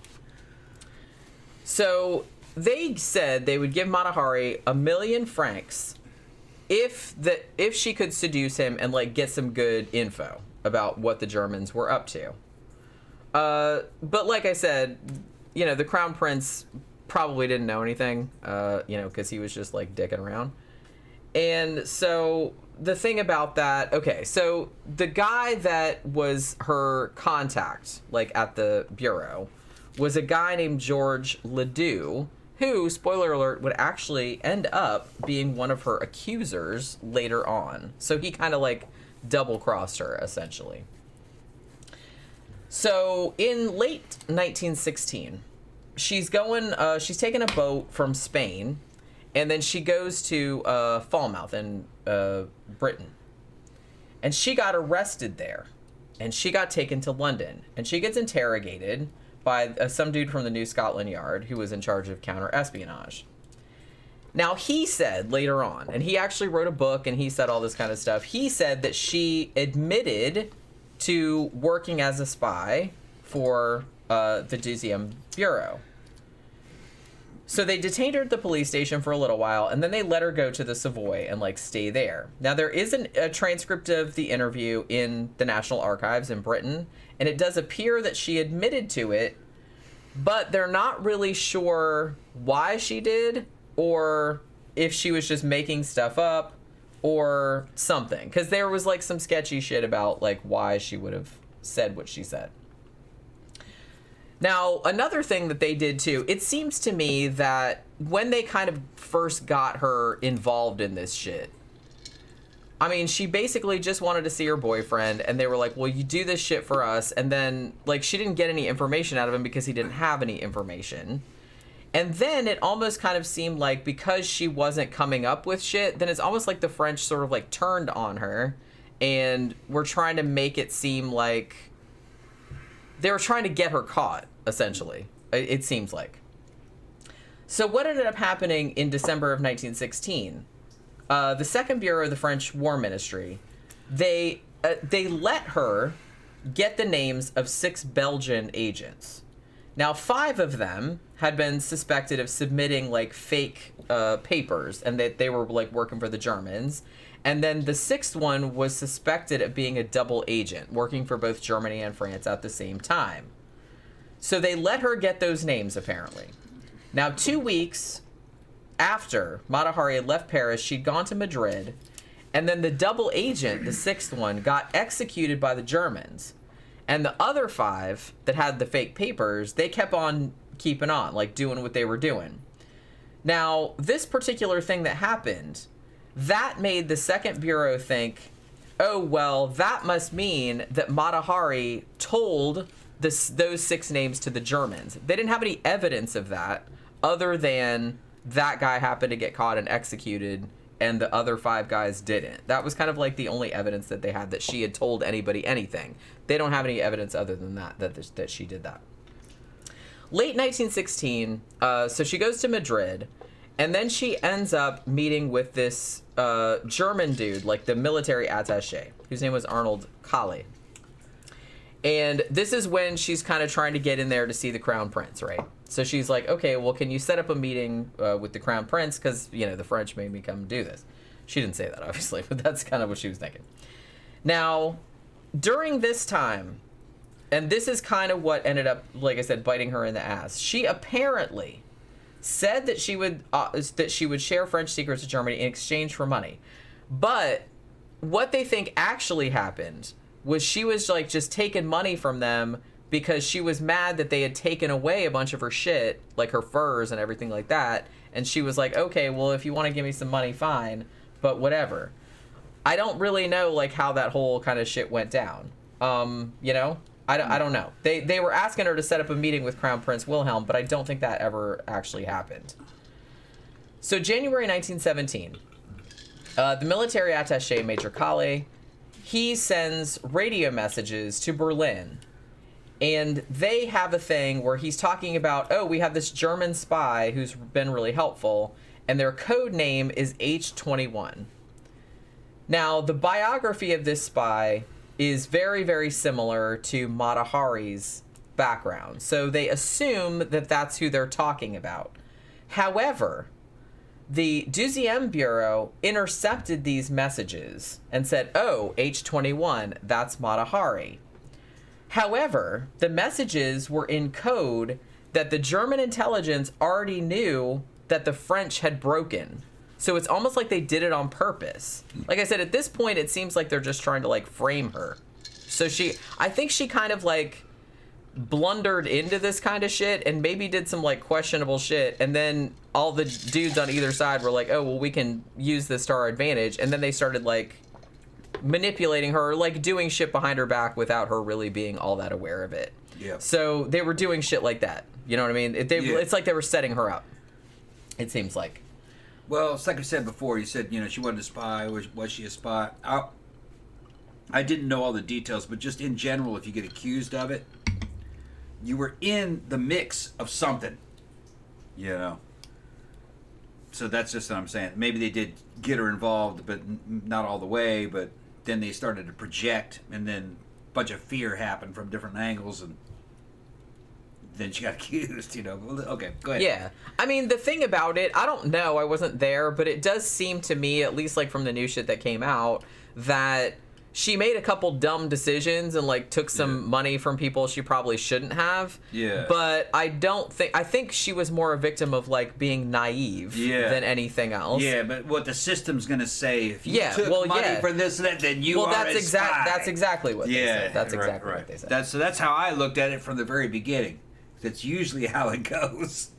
Here, you know, if you tell us this and that, you know, then I'll give you this. Yeah, okay. Boom, you're a spy now.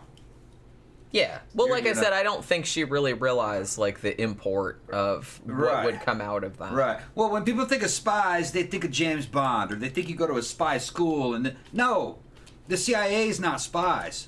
Okay? No. They recruit spies. They get somebody that's in a position that could know, and they look, if you get this information from me, I will pay you this. And they will work that person for years. That person is the spy. Okay? And that person is not trained in any of that. They're just giving them the information. So that's what I thought she was. She was moving in the right circles. I'm just saying that I think that people, you know, when you say that she was a spy, I think people kind of have, there's maybe a popular misconception that it's James Bond. Well, that she actually like went into it knowing what she was doing, and she's like doing all this like crazy like operative shit. I don't think that she just bumbled into it, and then I think she just got used, and she didn't really know what was going on entirely. If you sell information to a country's intelligence agencies, you're a spy. If you're selling information to more than one agency, you're a double agent. You're a double spy. You're spying for more than one. You don't have to come out. That's how the law defines it. Okay, you're not James Bond. You're just a person selling information. If you sell that information to multiple states, you're a double agent. That's it, and they'll kill you for that. Bundy Data points out Hedy Lamarr invented technology that led to Wi-Fi. Yep, that's absolutely true. Yeah. We should probably actually do a show on Hedy Lamarr because she is also a fascinating woman. But yeah, so what ended up happening with this? So, like I said, it seemed like they were kind of trying to set her up. So, you got the chief intelligence officer of the German army, Walter Nicolai. Now, at this point, he's like, look, she's not giving us anything. I thought we were supposed to, like, get intelligence from her. Like, all she's telling us is, like, oh, this dude... all he was getting was, like, sex gossip. He wasn't, like, getting any military secrets. Because, like I said, I don't know, like, if she thought that's... But, yeah. But she's like, yeah, but this dude's really hung or whatever. I don't know. Right, yeah. I'm making that up. But like I said, wasn't getting anything like any useful... Wasn't what's called actionable intelligence. It wasn't like any useful information. Yeah, it's called actionable intelligence. So he decided, okay, well, what we're going to do then, we're getting kind of like sick of this. Yep. We're going to expose her to the French as a German spy. So that's what they were going to do. That's what they did. So I wonder why they did that. I don't know. There was no need to do that. No, but they did. They could have just said, okay. Well, you'll find out why later. Okay. I mean, there was kind of a reason. Or there was a reason that most historians like pretty much agree on. Yeah, okay. So February 1917, Mata Hari gets arrested in her hotel in Paris. And she got put on trial in July of that year and accused of spying for Germany. One of the main things that they accused her of was... You know, the intelligence she provided caused the death of 50,000 soldiers. And that's something they used to see, like, repeated. Yeah. They're like, she didn't give them any intelligence, though. That's the thing. They're like, the only intelligence she gave them was, like I said, just, like, sex gossip about, like, people she ended up sleeping with. Yeah. Or, like, oh, this dude's, like, a dirty fucker or whatever. And, like, just shit you could get out of the paper. It wasn't any, like, secret. It was not actionable intelligence. She didn't give them anything. Right. But they kind of claiming that. They kind of claimed that because they wanted to vilify her. They wanted to basically say, "Hey, you know, she got all these people killed." Wonder why. I'll get to that. Okay. Yeah. Usually they don't do anything if you're not a good agent. They just stop giving you money. They say, "We'll deal with you later," and then they put you on hold and you never hear from them again. According to the information, let's just say, according to what I've read, that's what they say. Yeah, I'm not, you know. Well, as I mentioned earlier, they kind of wanted to make a scapegoat out of her for a particular reason. Must have been a distraction for something else that they were doing. Let me go refill. Well, if you would wait, then you would find out instead of trying to guess. I'm going to wait. He always tries to, like, sound smart, like, we're trying to, like, guess, like, what's going to happen. I'm like, just wait and you'll find out. But yeah, so significantly, even though they had this big trial, oh my god, she caused like 50,000 deaths with all this intelligence, even though, like I said, it didn't really seem like she gave them anything that they could work with. You know, they basically had zero solid evidence that she had done that. One of her famous quotes that she said on the stand, I believe, or, you know, either at the trial or before the trial, was she said, "A harlot, yes, but a traitoress, never." That's what she said. So she's like, hey, I'm a slut, but I'm not a spy. So there's that. Now, interestingly, the guy that was like the main interrogator was this fella named Captain Pierre Bouchardon. And he was the one that would also like, was the prosecutor at the trial as well. Now, one of the things that he found out, which as far as I know wasn't like a big, huge secret or anything, but one of the things that he like leaned into really hard, like at the trial, was that, oh, well, your name isn't really Mata Hari and you're not really this exotic Indonesian. And she's like, well, duh. It's just kind of like, it's called like a stage persona. Yeah. Like, yeah. But the fact that he acted like it was this big thing, like, ooh, that just shows you're not trustworthy. And, you know, you're really Dutch. You're not from the Far East and exotic and all that typical other kind of shit. Prosecutorial fucking That's what strategy. I'm saying. So they tried to make it like, so that just shows that she's like dishonest. You know what I mean? Now, at the trial or during the interrogation, Mata Hari did admit, she's like, yes, I did take 20,000 francs from a German diplomat who had been a lover of hers. she's like, but she said, I didn't really think it was for anything in particular. She's like, they had taken a bunch of my belongings, like my furs and my jewels and stuff like that, and I took the money as reimbursement for that because they had taken it away. She's like, that's how she understood it, or that's what she claimed, at least. But the prosecutor said, no, that was like for spying for Germany. That was like a payment for that, even though she said she didn't really know what they were talking about. Now, the thing about it, too, Ledoux, who was the guy that we mentioned earlier, he had also been kind of like building a case against her too, and like everything she did was kind of made to look like way worse than it absolutely was. And they think probably, and I think this maybe came to light like in 2017 when they declassified the shit, was this guy actually like did some evidence tampering as well. So so there was also that. Now, what happened in 1917 was that France, they had some really big, embarrassing military failures, okay? Particularly like the Nivelle offensive. There was like a couple other things that were like really, really embarrassing for them. And they were kind of like afraid that the whole country might collapse. It's like, there was just this whole fucking thing. So a new government had come in July 1917, and this new government is like, we are absolutely going to win this war. Now, so it behooved them, and this is what most historians think probably happened, and why they made an example of Mata Hari in particular, was like, if we had one spy, like one German spy, that we could kind of like scapegoat, and that we could blame a bunch of shit on. Like I said, that's why they were leaning so hard into the she got 50,000 soldiers killed thing, even though there is absolutely no evidence to support that. They're like, if we can just... They wanted to kind of like have like the public's ire directed on a particular target. You know what I'm saying? So they decided that she was basically going to be the fall guy for that, to sort of distract from all of these military failures that the French had been going through lately.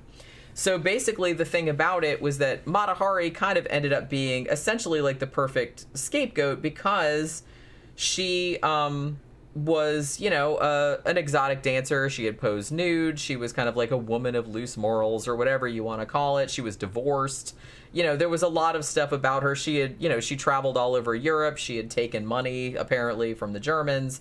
And so they were going to like make that seem like she's just this terrible person. And she didn't... The thing about it was that she didn't really make a particular secret about being into like having sex with lots of men, or like powerful men. She wasn't like ashamed of it. So I think that really didn't help her either. I mean, I don't think she was out there like rubbing anyone's face in it, but like she was just kind of like, yeah, like having sex with dudes, okay? Like, you know what I mean? Like it wasn't... I'm straight, it wasn't a big deal. Like it wasn't a big deal. And so, maybe that would have flown earlier in the 20th century, when everyone was more like freewheeling. But once war had come along and everyone was getting more like fucking angsty about shit, then they're like, no, that's absolutely not, Hold So on, let me say something to DJ Maniac. Hey Maniac, we're gonna see fucking Gene Loves Jezebel fucking next week or the week after. I don't remember. We're gonna get tickets to that. I think it's June 17th. Yeah, gonna see him. I'm gonna fucking talk to him. I'll get some pictures with him. It's not both the twins. It's just one of them. It's Jay, I think. It's Jay. I'm pretty sure it's Jay. We're gonna see. We're gonna see. Too bad. They're playing at Will's Pub. Playing at Will's Pub, my favorite place. And my buddy Dimitri's spinning before the show. So yeah, it's gonna be fun. Yeah, it's gonna be fun. Did you do the poster for that event? Yeah, but they sent. I mean, I did, but they sent me most of the art. I just kind of like cut and paste. I just kind of like arranged it. If y'all have never heard of Gene Loves Jezebel, DJ says they're playing here tomorrow, Tom. Oh, are they? Oh, yeah. You bitch. Yeah, they're touring. Tell me how good it is, man. Fucking get with me. Yeah, I'm pretty sure we're going the 17th. I think is when they're playing. Send me a DM after you see the show. Tell me what it was like and what they played. I kind of want to basically know the playlist. I hope they play some shit off of like the Immigrant and the Discover album, like the old stuff. But we'll see how it goes, because they had some shit in the '90s that I was like, why are they doing this? And there's two Gene Loves Jezebels for you people. Okay, for you people that don't know what we're talking about, there was a band called Gene Loves Jezebel, came out in the '80s, and it was two twins from Scotland or Wales. Were they from Wales? Wales. Yeah. They're from Wales. They were fucking great, man, and it was a great band. kind of like The Cure a little bit in a way back in those days. And over time, they split, and they both owned the name Gene Loves Jezebel. Now there's 2 bands called Gene Loves Jezebel. Evidently, they don't get along, the twins. But and they both sang, and I think they both played guitar, didn't they? I think they both played guitar. I don't remember. I don't remember. I think one of them played guitar and sang, and the other one just sang. I feel like a lot of times you like have a band with your brother, it never works out. I mean, look at fucking like Jesus and Mary Chain or like Oasis or like all the bands like when brothers, they always end up like hating each other. But if you guys don't know the band, I would recommend to go and go on YouTube and look up Gene Loves Jezebel, Immigrant. That's the name of that first album, and listen to that. And then Discover. I think that is either the second or the third one. That's a good album too, man. Fucking, they were just a really good band. We're gonna see them. We're gonna see them the 17th. DJ Maniac said the Boot Blacks are opening, so be sure to catch them. The keyboardist says. Yeah, we're gonna see. We're gonna be there all day. I feel like we might have seen the Boot Blacks because I think they played at Absolution. Yeah. Last year or the year or the last one, I can't remember, but I'm pretty sure they played at one of them. Yeah. Because I'm pretty sure we've seen them before. But I think they're opening at this show too. Wait, are they? There's like 3 bands. Yeah, I can't remember. Like I said, I did the poster, but I can't remember. We're gonna get there early, and I'm gonna try to pregame. That's gonna be an expensive show if I have to drink that whole night. I fucking love to go to Will's Pub. I really like here in Orlando. Pub. It's an Orlando institution. It's an Orlando. It's Orlando's version of CBGB's. That's where you go see live clubs. Yeah, it's like a little. I don't want to call it like a dive, but because it's kind of big. But yeah, and it's nice. Now, I don't like the new up. I wish they still had the bar in the back. Yeah, they moved the bar to the front. I'm not a fan of that, but that's okay. Yeah. In the back, they put like a pool table and like. But it's kind of like video games and shit. It's where all the cool underground bands play. Yeah, and then they have a place next door too that also has like different kinds of music, but they have like shit over there too. Yeah. Yeah, it's a cool place. I really like it. Like I said, it's been every time I go, I have a good time. It's been there. I don't even remember. Yeah. We usually, a Starry Night always plays there. Like every time they come. That's where Starry plays. That's where a lot of good bands have played there since we've been there. Yeah. Okay. So, all right. Where was I? All right. So basically, I kind of feel like this poor woman, maybe she made some dumbass decisions, but I kind of feel like she sort of got caught in the middle of stuff and didn't really know, like, the severity of, like, what she was getting involved in. Because the thing about it is that even though they did ask her to, like, pass on information or anything, like, but she didn't pass on any information that was, like you said, actionable. She didn't, like, pass on anything useful. So she didn't get anybody killed or nothing like that, as far as I know. But they just thought she'd be like an easy scapegoat. So she could be like an easy person to point to and go, look, this is like this fucking. She's a foreigner. They were in France, so like she loved Paris and she lived there for a long time, but she wasn't from there. She was Dutch. So that was another thing that was against her, other than her being like, naked all the time and being an exotic dancer and divorced, and she also was a foreigner. So, there was that too. So she's kind of like gets held up as this example of this is what happens when you a hoe kind of thing. Now, basically, she tried to get out of it, okay, because she's on trial and she knows this is going badly. So she writes a bunch of letters, which still survive.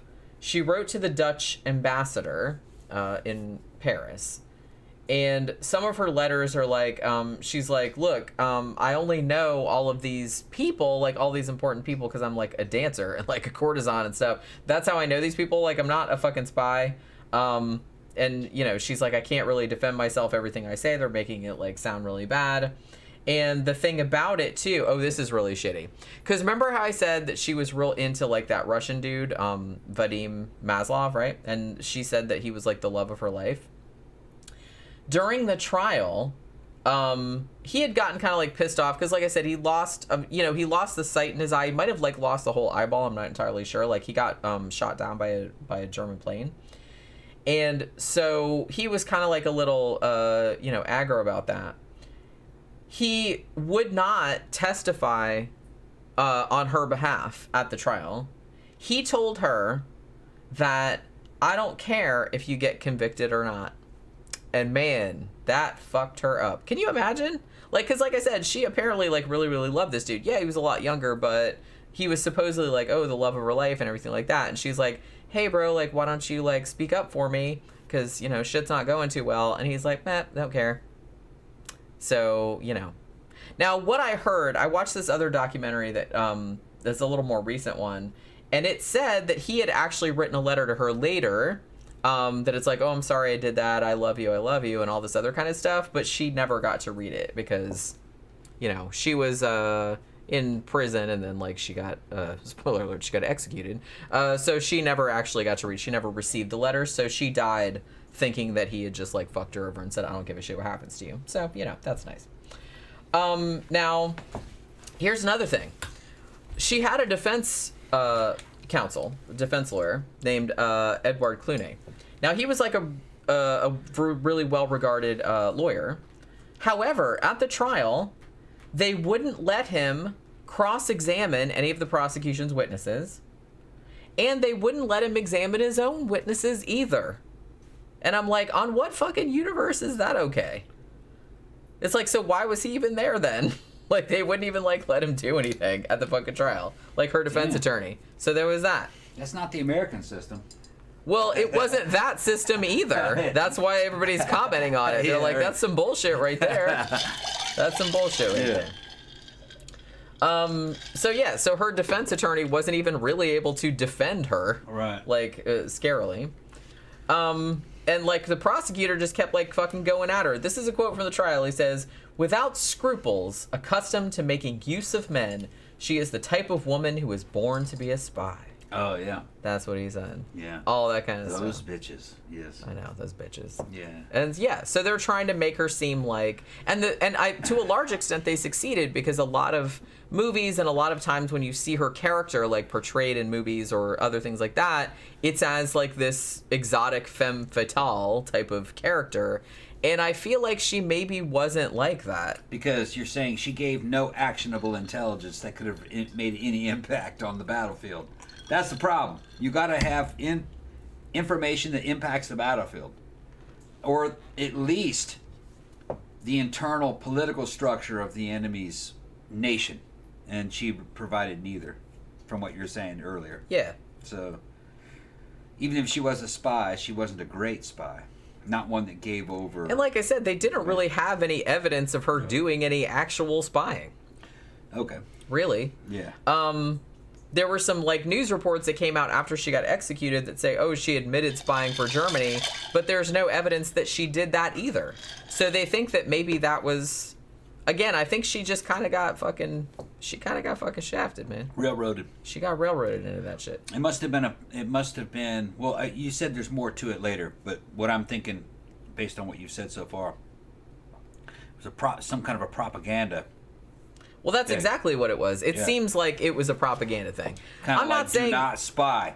I'm not saying that, you know, she didn't, like, do some dumbass shit, like, you know, somebody... Take money for information. Yeah. But I'm just saying that I don't think that she really understood that it was that big a deal, or and like I said, she didn't give them any information that they could have used or that they didn't already have. Yeah. So it's not like she was in there like, ooh, I'm going to sleep with this guy and get all the secrets. She wasn't doing that. Yeah. So that means that they found out about that, and one of those and somebody in that nation wanted to make an example out of her.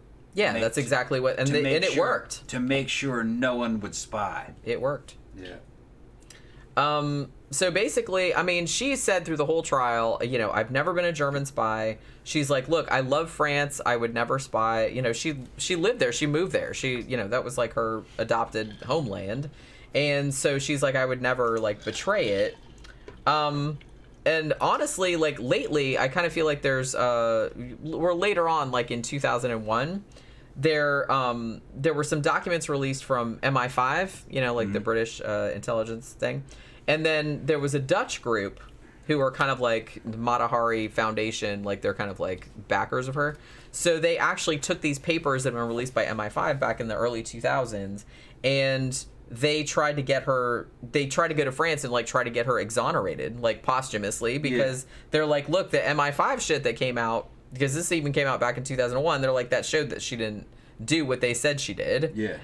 So can we like have her, exonerated after, I mean, it's too late now, but you know what I mean? At least her memory. Yeah, that's what I mean. Yeah, and their quote was, maybe she wasn't entirely innocent, but it seems clear she wasn't the master spy whose information sent thousands of soldiers to their deaths, as has been claimed. You're right. I feel like a lot of the stuff that's said about her was... This is political. Yeah. Okay, here's the real deal on the ground. You can spin narrative and fucking print money and make all these fucking claims all you want, but really warfare always ends up, especially in the World War I terms, ends up being something tactical.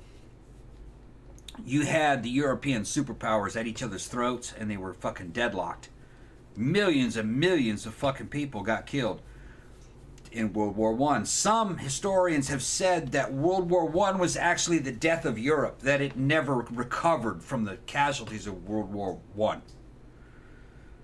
I. That it was gonna be a fucking world superpower had World War I not happened. But it did happen. They took a fucking serious losses in casualties, especially France. Okay? World War II came, it was more about fucking the Soviet Union and the United States fighting over Europe than it was Europe fighting for anything else. Europe is almost kind of like, I don't want to piss off any European listeners, Europe is more of a puppet state of either Russia or the United States. They're little bitty countries. They're not strong by big country standards. And what was really calling the shots in World War I and doing all the damage was not spying, was the machine gun.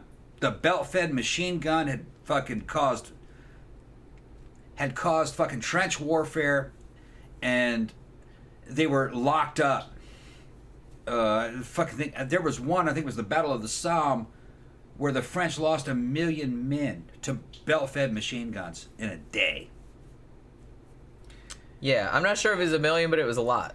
And I remember some historians saying that actually the French never recovered from that. That they lost so many young men that's a lot of people. Of breeding fucking age, that was the end of the French Empire. And it didn't have anything to do with fucking spies and women selling information. It was the belt-fed, water-cooled machine gun. Browning 303 that did it. Had water jacket on it and everything, and you could just sit there and just mow dudes down across the fucking no man's land. And you could only do that because there were no tanks. Tanks and aircraft broke the deadlock that happened between belt-fed machine guns, which allowed the mobile combined arms warfare that you saw in World War II. And what you're seeing now, actually, to a certain extent, in Ukraine. I think this Matahari case that Jenny's talking about is a frustration over that deadlock between superpowers with belt-fed, water-cooled machine guns. They were losing so many men. Something had to be blamed. Somebody had to take the rap for that. And they definitely didn't want spies involved, even though a woman's information could not break that deadlock. The only thing that could break the deadlock between those nations was tanks, and they didn't exist yet. Not in the types of tanks that you needed. And you needed strategic bombing. But the weird thing about Europeans is the Europeans were still in that white wig, playing chess, white boy type, let's line up and shoot at each other type of mentality. They didn't believe in fucking attacking factories where weapons are produced. They weren't at that level yet. They thought warfare was dudes shooting at each other. No. Warfare is not honorable. It's not a duel. That's what they think it is at this point. Warfare is destroying your enemy's ability to produce armies. You do that by bombing factories and killing civilians. That's another thing. And we were doing it. Bomb the shit out of them German civilians. Because civilians work in the factories. You know what I mean? And they're the ones that are fucking allowing this government to happen. The civilians are to blame, not the government, not these factories. So eventually it gets down to fucking... World War II was about fighting your way around an enemy army and taking it out on the breeding population. You're talking about attempted genocide. That's what... In World War II, that's what it was about. It was really more about genocide. If you look at the American demand... On Japan, it was and Germany also, our demand was unconditional surrender. What the fuck does that mean? Unconditional surrender? That means roll over, play dead, we do what we want with you. Man, there's no country I can think of that will accept something like that. That's genocide. Or attempted genocide. Luckily, that didn't happen against the Japanese. They unconditionally surrendered after you hit them with 2 atomic bombs. Luckily, we had a good warlord. His name was fucking Douglas MacArthur, who had grown up in the Far East, in China. And he went, oh no, let's stop all this fighting. We gotta respect the emperor and let's help Japan come back together. We're not gonna fucking... But you know what I mean? You have to understand, think about it. From the Japanese point of view, what would unconditional surrender be? After they did what they did to China and the Nanjing fucking the rape of Nanjing, you know, what does that mean? Does that mean we give you all of our women? Is that what unconditional surrender means? Because that's kind of what the Japanese would have done to the Chinese. So let's take this back to the fucking Mata Hari thing. Her information could have not broken the stalemate between machine guns. Machine guns dominated the battlefield of World War I. But somebody, I think the reason why they killed her, they wanted to make an example out of her. 2, it was the frustration of the fact that basically the European superpowers were impotent in the face of belt-fed machine guns. They sat there and just killed each other and held each other in check for years. And they just attrited themselves down to damn near nothing, you know? And... this is like, it was when societies go under that amount of stress, there's kind of like a mass psychosis. And I think she got caught up in that mass psychosis. Yeah, she totally did. Yeah. Because, I mean, the thing about it, at that time in World War I, like, France was not doing so great, and they just had, like, a bunch of really, really big, like, military failures. They're talking about the Somme. That were very, that was one of them. That was, like, really, really embarrassing for them. Yeah, so somebody and they said, well, we need somebody, like, that just serves, like, even if we can't, like, blame everything on this one woman. Right. But we somebody need gotta pay. Yeah, we need somebody that's going to draw everyone's, like, anger. Like, you know, it's because it's much easier to direct anger at a person. Right.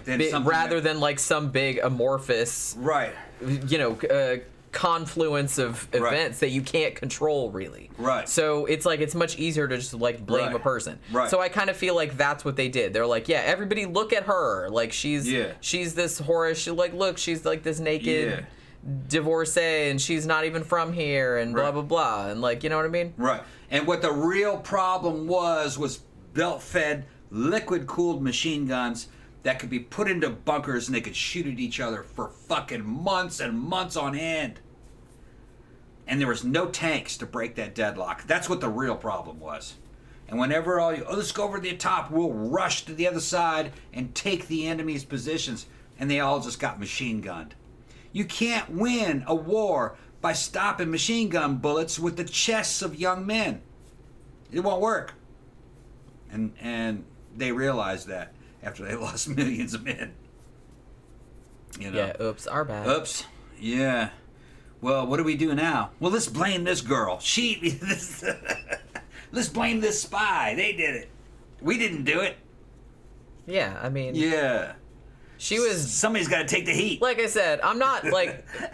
you know, maybe she did some shit, but it just seems like she was just in the wrong place at the wrong time. And like I said, I think she was more a victim of naivete than anything else. Yeah, and her information did not fucking get those dudes machine gunned. No. No.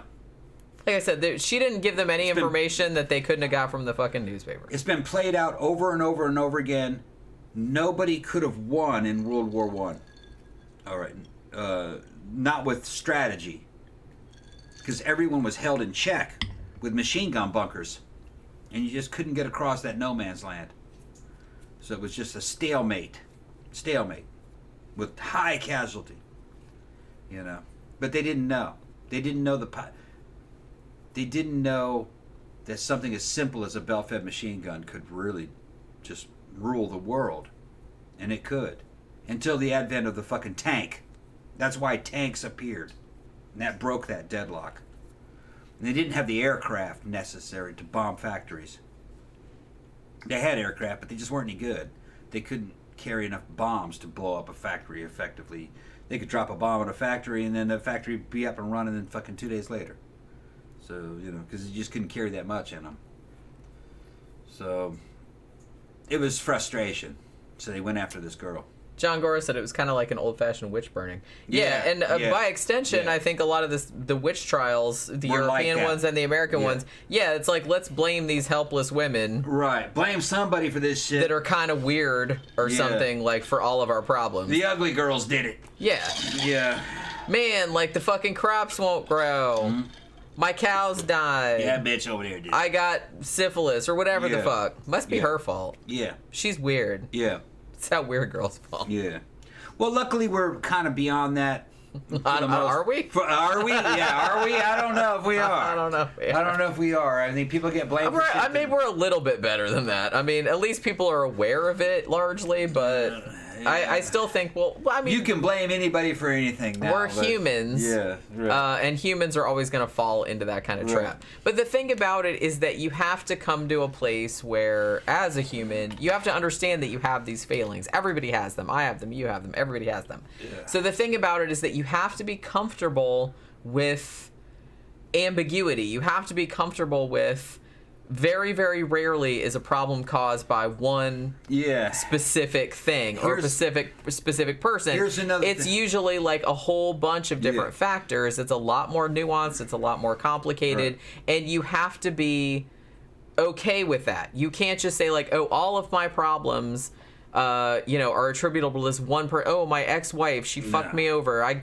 She made me lose my job. She made me this. I'm gonna go shoot her. It's just, it's that kind of thinking. You're blaming one person for all of these problems that are caused by zillions of different things. And here's the biggest one: the problem of you realizing that you may be wrong, that what you're thinking may be very wrong.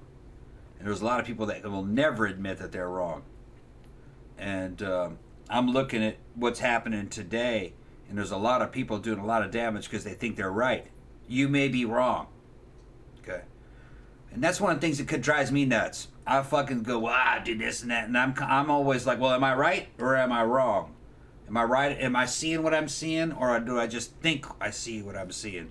And because, letting the days go by. Yeah, there is water. Sorry, when you said, am I right? Am I right? Yeah. And that's but it's been that way since the beginning of time. But when it comes to warfare, psychological operations are fucking way up there. Twisting the mind of your opponent is one of the main things. Controlling the flow of information. Being able to gaslight, lying, deceit, that's all part of warfare now. So I'm constantly analyzing, but follow your gut, and you can always go back to the Roman fucking Empire era of fucking just whatever you see or whatever you're being told, ask yourself, who benefits?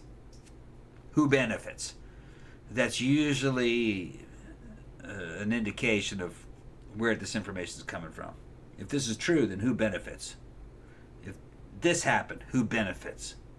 And you'll be able to uncover enemies and to find the truth that way. Nothing is by accident. Excuse me. If it happens once, it may be random. If it happens twice, it might be a coincidence. If it happens 3 times, it's enemy action. It's enemy activity. Yeah, always. Mr. 88 points out, humility is not a common human trait. Yeah. Adults point fingers worse than toddlers. Yeah. That's true. Largely. Especially if money's involved. Because it might cost them their job. Okay? And a motherfucker's never going to admit to some shit that might cost them their job. I kind of feel like I'm like pathologically humble. So to me, it seems kind of like. And you project it on others. I would know you because you're a good person. I've said it many times on the show. But I mean, the thing about it is most that people are not good people. Especially people I don't in think power. I don't think most people are not good. I just think most people are indifferent or they don't care, which sometimes like amounts to the same thing. People that accrue power tend to be bad. Well, yeah, I'm not going to disagree with you on that. Right, yeah. I'm not going to disagree on that. I'm just saying that most people just like random ass, on the street. I don't have the energy to accrue power. I don't care. You know what I mean? I can't understand the fucking pathology involved in I want to be in charge. I'm going to do this and that, so I am in charge. I'm just not like that. I'm too lazy to be in charge. I don't give a fucking enough. It's that I want to be a hall monitor. Whatever, y'all do what you want. I want to be the hall monitor. You know what I mean? It's like that. Like, there's something wrong with you if you want to be the fucking hall monitor. Yeah, I don't get that personality. I don't get it either. I don't get that personality type. Maybe those people like get shit done, but I get shit done. But I don't. I'm not like that. I don't get off on telling other people what to do. Yeah. I'm like, look, as long as you're not hurting anybody, you do what you want and let me do what you want. We're all going to do what we want. It'll all be fine. I'm just very chill like that. I'm very laid back like that. People can just do what they do. Like I said, as long as you're not a serial killer or molesting kids or something. Like, as long as you're not hurting anybody, do what you want. I don't give a shit. Doesn't have anything to do with me, does it? I just got bad people, man. That's what I mean. But yeah, and obviously. Yeah. But I think most people, I don't think most people hurt people on purpose. Like, a lot of times people will hurt people just out of, like, selfishness or because they're not really thinking about it. Yeah. You know what I mean? Because they're just kind of, like, self-absorbed. Which, like I said, it could amount to the same thing. But I don't think most people are, like, actively malevolent. Now, there is a certain percentage, obviously. I write true crime. I know that. But I do kind of feel like most people, I think that most bad shit that happens is usually a result of somebody either like acting up because, what I was saying earlier, like blaming somebody for some shit that obviously they're not responsible for. But I think it's mostly just because, I don't know. I think a lot of it is just like bad circumstances or selfishness, self-absorption. Yeah. Like you kind of like thinking I'm the center of the world and, you're just projecting shit on other people. Yeah. But I don't know. It's just kind of. I'm like I said. I'm very laid back. I don't really give a shit what other people do. I don't want to tell people what to do. I don't want to because I don't like being told what to do. So why would I want to tell other people what to? That's why I don't want to run shit. I don't like running shit. I generally just like to do my own stuff and not have anybody interfere with it. And I don't want to have to like boss anybody else. Yeah. Either because I don't like that. I don't like making somebody feel like they're beneath me. I don't like that kind of feeling. Somebody in there talking about how good the French were. The French were good. The French were always good. The heyday of the French were the 1600s, though. 1600s. They were fucking really good during that time. The 1700s, they were still fucking rolling. The Revolution happened, which I think kind of improved them. I'm a fan of fucking Napoleon. He had some idiosyncrasies around him, but you know what I mean. He was trying to do the right thing and make a kind of a republic, which was a lot better than a fucking monarchies. Monarchies were a lot of problems with monarchies, and Napoleon was trying to really bring back kind of like the glory of Rome, of the Roman Republic. He was demonized a lot. Especially by the monarchs, and because America kind of has an Anglo influence to it, to its history, the way it's told, Napoleon is always kind of shown in a fucking negative light. But that was because we're getting it secondhand through British monarchies. Napoleon was good. He was good. They were good all the way up until the 60s, and the French started to decline. It's a small country, and they lost their empire, kind of like the British. It's just the rest of the world caught up with them technologically. They didn't have the technological advantage that they had, but good cultures, the French and there's been a fucking bitch warfare between the French and the English forever. And part of it is because they speak different languages and they were so similar in many ways. Both fucking up their own asses, you know. And that's just the way fucking strong cultures are like that. They're rivals, you know. But no, the United States owes a lot to the British and the French. We have ancestry and traditions that came from both. Being a child of the South, there's a lot of French influence in the South, New Orleans, and also Spanish influence. You know, so just, Yeah, I mean, I'm from Florida. This is mostly Spanish. mostly influence, Spanish yeah. here, but Spanish, French, and English Spanish together, and so. Seminole. The Seminole Indian and stuff. And that's another thing is how badass the Indians of the South were, the Seminole, Choctaw and shit. You know, there's a lot of the culture of the South has a lot of strong Native American influence to it. Patriotic people up north mischaracterize the Indians a lot. Native American Indians of the South, they mischaracterize them a lot. When I was in the Army, there was lots of Indians in there, man. They were fucking bros. And Native Americans have a higher rate of fucking enlistment into the Army than any other ethnic groups. They're very patriotic. And it's because the Indians were warrior cultures. And Indian men only had two routes to acceptance in their family, to be a hunter or a warrior, which meant, and nowadays that means you got to go into the Army. Fucking a lot of good Indians when I was in, and Eskimos. We call it not Eskimos, Alaskans, which are kind of like Inuit. Or Inuit, yeah. Inuit. A lot of them. They're also warriors, and they got their own National Guard units up there, and they joined the regular Army too. Fucking motherfuckers were badasses. When they were drunk, they wanted to fight. You had to fucking hold them down. Y'all know what I'm talking about. But no, they're all good dudes, you know. Which brings me back to fucking Predator 1. That's right. That's the way American combat units look. That is not artificial. That's not some artificial Hollywood fucking representation shit. It's white guys, Hispanic guys, black guys, and Indians. And that's what it looks like. Because that's where our cultures came from. And that's what it looked like back then. I don't know if it looks like that now. I'm feeling bad for the U.S. Army right now, but it'll make a comeback, hopefully.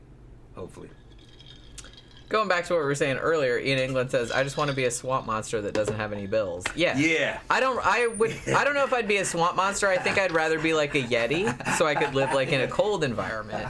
But I would like to be a Yeti with no bills. But other than that, I hear you.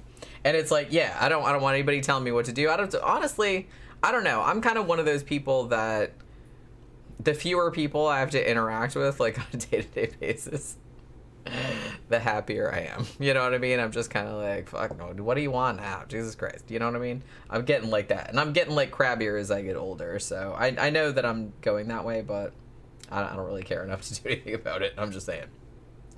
Yeah, American Military 100 says, Tom is correct. Native Americans are extremely patriotic. I've had Lakota and Navajo shipmates. Yeah. And I kind of feel like, too, I don't know, is it a thing, too, where it's like that's like a really good path for them to, especially ones that grew up on reservations, like, for example, like, that's probably like a good path for them to, like, get out of that, maybe, because I know there's a lot of, like, poverty on Native American reservations. So, okay. So talking about, going back to Mata Hari, I will say that even though she insisted to the last that she was completely innocent, that she would never spy for, she would never do anything against France because she loved France and she didn't spy for the Germans and all this other kind of stuff, I will say that, even though she was obviously like really distraught by the fact that she couldn't get any help, and, her letters kind of show that a lot, that she was actually, like, like pretty upset about it, as you would be. So she got sentenced to death, and they're going to execute her by firing squad. So I will say that even though she proclaimed her innocence until the end, she died like a G. So she goes out, like, they do the firing squad. I think it was 12 soldiers. that were gonna shoot her. Now, normally they would kind of like tie you to the post and like give you the, the blindfold and all that other kind of stuff. But she's like, I don't want to be tied to the post. I'll just stand here. And they asked if she wanted a blindfold, and she said no. So she just like stood there and stared at them. She just like looked at them. Now, I heard a story that some of the executioners like tried not to hit her, like deliberately, I guess. But I don't know if that's true or not. And apparently, she wore like her nicest shit, like the last, she wore like all the nicest clothes that she had, like her hat and everything like that. And she goes out there and just stands in front of the pole. I don't want a blindfold. I want to look at you motherfuckers. She just wanted to look them right in the fucking eye, and she did. And story goes that right before they shot her, she blew them a kiss. Which, come on. How fucking badass is that? That's pretty badass. So, yeah. The shitty thing, though, is that you missed that whole thing about how... Yeah. I went to the restroom. What happened? No, I said, like, when she got executed. Okay. By a firing squad. I said she died like a G. Died like a G? Yeah. Okay. Like I said, she didn't... They asked her if she wanted a blindfold. She said no, so she could look at him in the eyes. Right. They didn't tie her to the pole, nothing. They said the last thing she did, she dressed up all nice, like put a hat on and stuff like that. They said the last thing she did was blew him a kiss. Damn. Okay. I was like, that's badass. Much respect. That's badass. I hope... Yeah. I don't know if that's true, but I hope she really did that, because that's badass. Much respect. Even though she insisted that she didn't do that shit. But she knew it was going to happen, well, so she's like, she couldn't have. Yeah. Yeah. Didn't have the strength. She blew him a kiss. But she took money, and they blamed her. Yeah. They blamed her. But she didn't get enough. Murder Hornet said that too. Went out like a G. That's what I said. And actually, even somebody that watched the execution later on said, man, that woman knows how to die. That's what he said. Yeah. Because I was like, yeah, that was like pretty classy.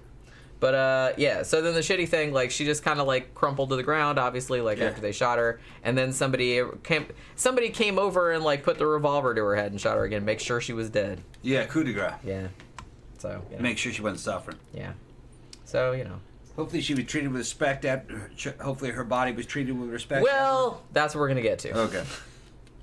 So, since her body wasn't claimed by any of her family, because I guess they believed all the bullshit that they were saying about her. Right. So what they did, when the family didn't claim the body and you'd been executed as a criminal, is they would give your body to science to be, for medical study. So her body went into medical study. Now her head got embalmed. Yeah. And they kept it at the Museum of Anatomy in Paris. Yeah. But in 2000, when they were going through the archives, they found that the head was missing. They're not entirely sure where it got to. Somebody kept it. But they think that, the museum relocated back in the 1950s. So they're thinking maybe somebody like moved it back then, or it got moved, or somebody took it.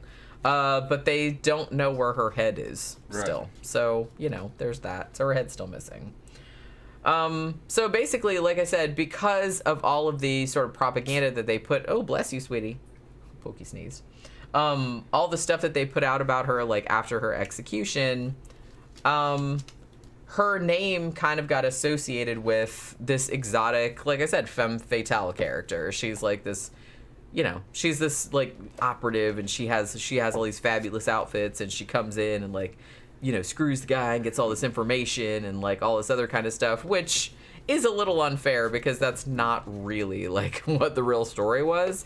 But apparently the character, the persona, was so appealing that they've made a zillion fucking, well, maybe not a zillion, but a lot. They made a lot of movies. Like starting back in 1920, they made one in 1920, they made a 1927 one, 1931, which was the one with Greta Garbo, which is one that most people are familiar with. They made one in the 60s. Zach mentioned earlier that the James Bond movie Casino Royale had a character that was called Mata Bond, who was basically like the daughter of Mata Hari and James Bond, so there was that. There was a 1972 British movie with Zsa Zsa Gabor, where Zsa Zsa Gabor played her. They made a television series in the 80s. There was an episode of Fantasy Island about her. There was an 85 movie. There was a 2016 movie. There was a 2017 movie. There was a 2017 series that was Russian/Portuguese. And I mentioned earlier that the movie The King's Man, she's a character in that as well. So she's also been the subject of 5, count 'em 5, stage musicals, a ballet, which came out in 2016 or 2017, and an opera, which came out in 2017, I think. Yeah. So clearly her legend... Oh, and she's also the subject of a pinball machine, of all things, which came out in the late 1970s. Isn't that funny? But yeah, so there's that. So obviously her legend, I guess, like struck a chord, even though the real story is not exactly like how it's portrayed, I guess. But, you know, that's kind of what happens with it. See, the thing about it is legends are always like way more exciting than reality, I guess. Yeah. In a lot of cases, sadly. So, what are you going to do? What are you going to do? That was a good show. I mean, I feel like really bad for her. Yeah. She got caught in the crossfire. She did. And I mean, in the worst possible way. Like I said, it's cool, like, she went out like a G, but... American Military 100 said, Tom is correct. Native Americans are extremely patriotic. I've had Lakota and Navajo shipmates. Yeah, my experience, you can go check the statistics out of any American ethnic group. Rates of joining the service are the highest among Native Americans. And fucking, real patriotic, real badasses. They're young, you know, when they come in and do a good job. They fucking love it. Real popular in service. Everybody loves them. You know, got a good reputation. Pacific Islanders also. Same type of deal, like Samoans and Hawaiians, Islanders, Micronesians. Which we had a lot of Micronesians in our units. The same way. Here's the thing. People that are closer to nature. This includes Southerners too, like people from Mississippi or Alabama. People who are kind of have a tribal nature to them make much better soldiers, and they're a lot more patriotic, kind of nationalistic. They're more about the team sport type people. These aren't an urban people with push button and fucking computers. Hey, and I shit. do that. Don't make fun. Yeah, no, I'm just saying they're just not that people. They're not that people. These are people about legends and traditions and warrior traditions and religions, and they're into that kind of thing. And it's more of a fucking masculine spirituality. So they're going to join the service. But in my experience, Islanders and Native Americans, top notch when it comes to soldiering and being policemen. They like the fight. They don't run from the fight. They like the fight because they're proving their manhood. They're reaffirming. And there's also the idea of ancestry and tradition. And so we were talking about the Native American, their traditions to fight. No. Go back to the 1800s. Biggest part of the U.S. Army cavalry of the 1800s was the Lakota. The Lakota was the U.S. Army cavalry. They're just photographs over and over again in these damn Army yearbooks of fucking the dudes that were doing the patrols out in the fucking out on the Great Plains. Because you see, the Great Plains warriors got absorbed into the U.S. Army, and fucking they said, well, to do what we have to now join the U.S. Army, and now we'll have horses and uniforms and new flags, and we'll represent our fucking land under the banner of America. And they were out there doing patrols and shit in U.S. Army uniforms. And you'll see it's all Lakota. They might have had white officers from up north to make sure they weren't misbehaving, but this is the Lakota. Basically, okay, to put it in modern terms, if you watch a movie 300, you got fucking Cyrus, or no, what's his name? What's not Cyrus?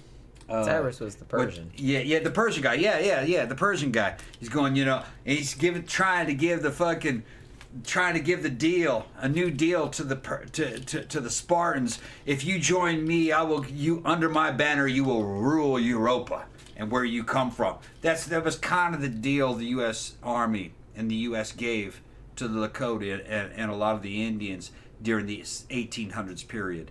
Join us, and you will rule your homeland under our banner. And that's exactly what they did. But cops and soldiers, man, no, the Indians in their area, they fucking kicked ass. I served with them. Good dudes. And if you fucking look at Indian Scout mercenaries and all that shit that goes back fucking centuries and shit, and you can, in modern cultural terminology, you watch fucking Predator 1, fucking Billy. They're fucking scout through the mercenary group, you know. Some people think that Predator 1 was about U.S. Special Forces. No, they were contractors. They were contractors that came in to save Special Forces guys. You know, that's why they were so jacked. But okay, that's all I'm gonna say about that. Somebody needs to get those. Okay, messages were deleted. They're like spam, like spam. Get rid of the spam, people. Yeah, somebody did. Okay. Rebecca says, "Oh wow, never seen a bot in here before." Oh, it happens. It happens from time to time. Yeah, but usually we have people. Yeah. Sex bots. Yeah, it's usually sex bots. Sex bots. Come on. Actually, somebody mentioned the Navajo Code Talkers. That would probably be a really good show. Good show. Yeah. Actually, hand me a pen. Okay. And I'll write that down. And somebody said do a show on Jackie O as well, which actually would probably also be a good show. Just whatever. Now the Code Talkers were also the shit. That's what I'm saying. I don't think we've done a show about that. That would actually be quite cool. The Code Talker story is actually the story of... Can't spell. Really, when you looked at it, the Code Talker story was the end of the fucking... in many ways, the end of the reservations. Indian reservations. That was kind of the end of them, was the Code Talker story. Because Indian guys went off to fucking World War II. And when they came back from World War II, they didn't go back to the reservation. They moved out to L.A. and they moved out to fucking Mississippi and other places. And they married white women. So it was part of the integration. Because they had seen the bigger world. They're not going to go back to the fucking reservation. You know. Some did, but most didn't. You know. Yeah, I just honestly, I just actually read a horror novel. Yeah. I did a review of it. It's gonna go up on Monday. Yeah. Called The Only Good Indians, and it was written by Stephen Graham Jones, who is Blackfeet, and it's actually kind of about like like Blackfeet dudes, and two of them like stayed on the reservation, and two of them left, and it's kind of like this whole Yeah. Why would you stay? There's an outside world. You know what I mean? That's the same. But you see, here's the thing. The same thing happened to us in Mississippi. What destroyed old school Southern culture was not warfare or anything like that. It was cable television. We saw MTV. We saw Prince, okay? And we saw fucking new wave music and Duran Duran. And you're like, oh shit, I want to stay here. And this is good, but I want to go out to the fucking club. And that's, you know, that was the end of the South. Yeah, I mean, same thing happened. I mean, I was never real super into like rednecky shit either. But it's like, you know, I'm from Florida, but my family are from Tennessee. Yeah. At least my dad's side of the family are. So, you know, very Southern. And I'm just kind of like, it wasn't really ever my bag, man. But it's just kind of like, until I saw new wave kind of shit, or like gothy kind of shit, or like the Addams Family and shit like that. Oh, okay. I'm like, I want to do that. I don't want to do this rednecky shit. Right. Well, the Indians were the same. The Indians were the same way. Okay. Even back in the 40s and World War II, they saw the fucking bigger world, and they were like, oh yeah, okay. Yeah, the reservation, that's okay, but man, I could go to L.A. You know? It's fucking 1951. There's all kinds of shit going on there. Fucking, and you know, the next thing you know, they just blended in with Americans. You know, they married white women. I mean, the thing about it is that, I mean, really, as long as if people want to stay like in Mississippi, or people want to stay on the reservation or whatever, that's kind of up to them. Everybody has their own preference about how they want their life to go. Yeah. But I don't know. I kind of feel like if you don't want to do that, and you want to go somewhere else and like live in a big city or do something else like that, then I don't think you should be like fucking vilified for it. That's for sure. Yeah. The new generations in Mississippi are actually Indian, like from India, and Chinese, Chinese. That's just where they go, because it's and Vietnamese. Because the temperatures, the weather's kind of like the Mekong Delta. so they're comfortable there. But the white people have gone. Well, like They left. Central Florida has a big Vietnamese population as well. Actually, in Orlando there's a small little area. It's called Little Vietnam. Yeah. Where it's just kind of like this big stretch That's of the just new like people. all Vietnamese restaurants and. But chilling. the white people of fucking X generation left. All right, we're X gen. X gen basically left Mississippi. Now the boomers are still there. There's a lot of them. But X gen's gone. Now the millennials in Mississippi are, like I said, they're Vietnamese, Chinese, black. And a lot of them are thinking about leaving. There's just greener pastures. It's too rural, you know. Yeah, and you know, I don't know. I'm not a big fan of like living out in the middle of nowhere, to be honest. There's not much to do out there anymore. Yeah, that's what It's a good place to go and retire and die in peace, but Yeah, if you're just gonna putter around the garden for the rest of your life. yeah, but young people don't want to be. If you actually like want to go and like do some shit. Yeah, if you're fucking partying, you don't want to be there. Not anymore. Back in the day, it might have been a little more fun, but because it was fun back in the '70s when you were a kid. Fucking right, a lot of underage drinking, and there's a lot of misconceptions the way the Deep South was. They're thinking, "Oh, it was so religious." Yeah, but that religion was mostly bullshit. Those motherfuckers were fucking drinking and lots of fucking sex, and they were wild, wild. Well, I kind of feel like nowadays it's Real kind of like wild. transferred to like meth. Yeah, now it's meth. Yeah, Now everybody's but on back meth in the day, no man. because it's cheap. Every time I was coming down to Mississippi, stayed in Mississippi, my dad's house for the summer, because I was spent half the time in California and the other half the time in Mississippi.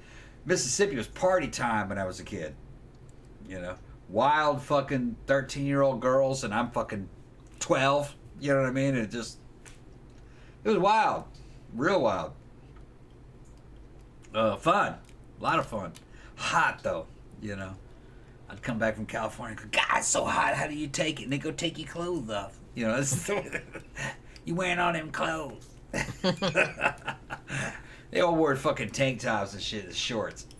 So it was like the third world, but it was fucking fun. Real fun. Everybody drinking underage and riding three-wheelers. We didn't have four-wheelers yet. We had three-wheelers. Had one wheel in the front, two in the back. Yeah, I remember You people doing tip that. those in bitches Daytona. over, go down to catfish pond, fucking catch catfish and cook them, take them back and cook them, and then drink vodka, you know, and you're like 11, 12. Like I said, having a what good anything time. else to do? There's nothing else to do, and there was no cops. It's just kind of like, well, let's just like go out in the woods and drink, I guess. Yeah. Yeah. There's no place to go, Yeah. really. and you might be 12, and you might be a 13 or 14-year-old girl with you, and so and she'd fucking show you her teddies or something. You're like, that was like a big deal back then. Yeah. Fun. Ian England says, yeah, the Deep Woods is about meth and alcohol now. Yeah. Yeah, it was kind. we didn't have meth back then. Yeah, Yeah. nowadays It was I kind of alcohol. feel like all the yeah. small towns, like especially in the small towns and in the Yeah, yeah. Midwest and shit like that. Any kind of small town where there's nothing to do, I kind of feel like there's like a meth outbreak. Yeah. Everybody's on fucking meth. Yeah. Because you need like shit to do, man. Yeah. You need shit for your young people to do. Yeah, outsiders would project this weird kind of fucking puritanism on the South. And hell no. No, the South was never puritanical. In church, they talked that talk, but in reality, they did not walk that walk. No. No. There's a fucking black historian named Thomas Sowell who fucking talks a lot about the South. Okay. He's a good dude. And he'll tell you the truth about the South. The South, and just listen to Thomas Sowell in the South. There was very little difference between white and black people. It was the same culture. It was the same diet. It was the same practices in church. The only difference between white people and black people in the South was the amount of income. But other than that, it was the same culture. Although they thought themselves to be very different. Yeah, they did, because I remember that. Yeah. But when you looking back on it, no, there was very little difference. Well, sometimes very little difference. people that are really similar Yeah, but have yeah. like one noticeable difference. Yeah. Sometimes there's a lot more acrimony between Yeah. people like that than people that are like really, really different. Yeah. You know what I mean? Yeah. Like people that are like mostly similar. Exactly. The difference between a white Southerner and a white New Yorker was vast. Vast. The difference between a white Southerner and a black Southerner, no. Very close. Very similar. The main difference was the amount of money that they had. But other than that, they were real similar. Yeah. And both were poor. It's just part of... it's like, we're just slightly less just poor. slightly less poor. Yeah. Yeah, it's all on a fucking spectrum, isn't it? It's on a spectrum. Yeah. All right, so I guess I'm done talking about what I was going to talk about. All right. So I don't know if you have anything else you would like to add about this fucking story. No, well, I'll go down there and I'll start making something to eat. Are you hungry? Yeah, I'm starving. Do you know that I'm still on, that's my first drink still, right? I Did you refill it? It's a drink and a half. Oh, okay, so I had a drink and a half. Wow, that's Yeah. But see, that's good though. Yeah. Because, well, the thing about Bloody Marys is that they're kind of like savory. Yeah. So you can't really chug them like you would like a regular drink, I guess. Yeah. So I drank it much slower. Boy, Plus, we got attacked by bots there for a while. Yeah, okay. I think there was only like 3 or 4. Okay, they got rid of them. I mean, we've had worse attacks than that. It's usually like porn bots. And I've seen it like turning up in the comments too. Like usually as soon as I post a video, I'll get like a sex bot. Like, hey, but it's usually in Spanish, but it's just like have all these hearts and kissy lips and shit like that. I think Bundy is telling me he was on 1st Air Cavalry. Okay. That's good. That's good. Yeah. A lot of Confederate mines are set up by the federal government in order to honor the Southern, to get them on board with the foreign war. Yeah, that may be true. That may be true, John. The Confederate monuments might have been funded by the North to get them on board with joining the armies. Because you have to understand here, if y'all don't live in the United States, and maybe people up north might not understand this, the war machine of the United States was fueled with fucking Southern blood. When you join the U.S. Army, you're joining the South. When you go to a fucking the South, even if I'm talking about Southern California, it's still the South because it's just Mexicans, whites, and blacks from the Southern region, not the Northern regions. You got some, but no, it's the South. Okay. You go to a U.S. Army chow hall. What do they serve in that chow hall? Southern food, or AKA soul food. Militaries or armyese, the fucking army language has a southern accent to it. Okay, the U.S. the United States was built on the backs of fucking Southerners, militarily, and even during the war between the states. The Confederacy had better generals. The North had a lot more in terms of fucking industry. You know what I mean? They won. They had more numbers. They had better logistics. Okay? The South had real talented generals and talented soldiers. But the South was an agrarian society. It was a lot like feudal Japan, which I've gotten to this before in the shows.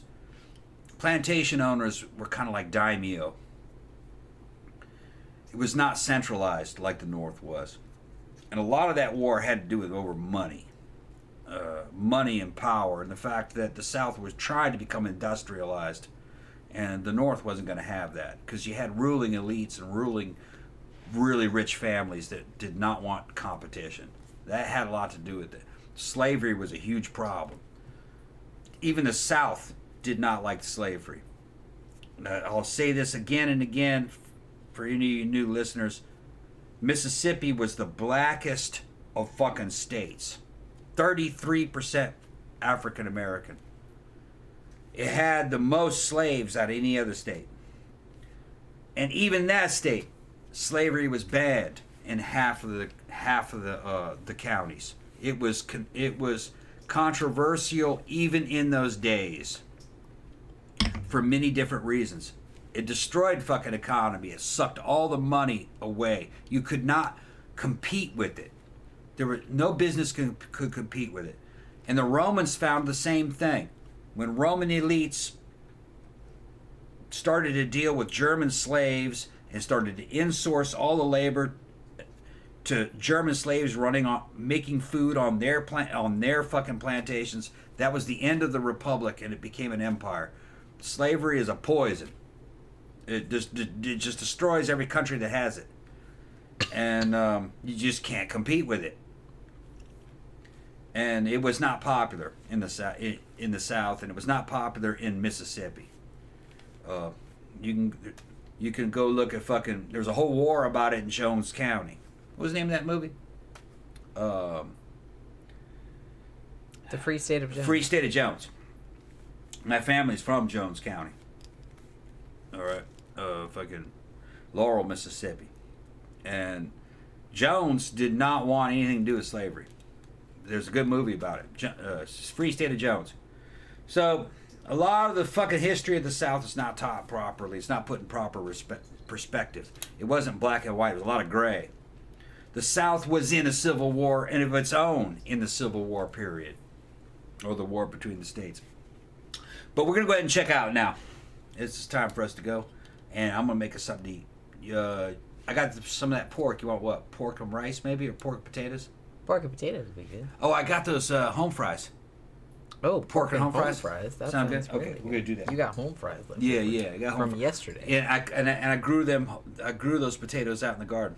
Well, see, there you go. We got Yeah. fresh shit, man. Yeah. All right. Okay. So, all right. So, thanks Yeah. everybody for dropping by this evening. Yeah. Hopefully this was a good show. I think it came out pretty good. This was like an interesting topic, I thought. Yeah. So yeah, we will see you guys next time on Friday night for our drunken sidetrack shows. So that should be fun. What? Let me say one thing because I got an intelligent comment. John said that Soul claims that modern blacks inherited the white underclass values of the South. Yes, they did. Yes, they did. A lot of the black ghetto-ness that people would say, well, that's black people doing that. No, they got that from us. They got that from white people. Exactly. They got that from white Southerners. And it's because African American culture and Southern culture was the same culture. It's just that they ran north with it after the war. And then the evolution happened in separate areas. But thank you for bringing that up. Yes. Thomas Sowell is exactly right about that. And that white Southern culture did not come from America. It came from Ireland. Because that's the way it was like in Ireland. But okay. All right, that's it. But thank you for bringing that up. Thank you. Yeah. All right. So we'll be back on Friday night for the sidetrack show. So hopefully you guys will join us for that, where we can just like drink and talk about whatever. So have a good rest of your evening, you guys. Have a good day tomorrow, and we will see you guys on Friday night. Bye.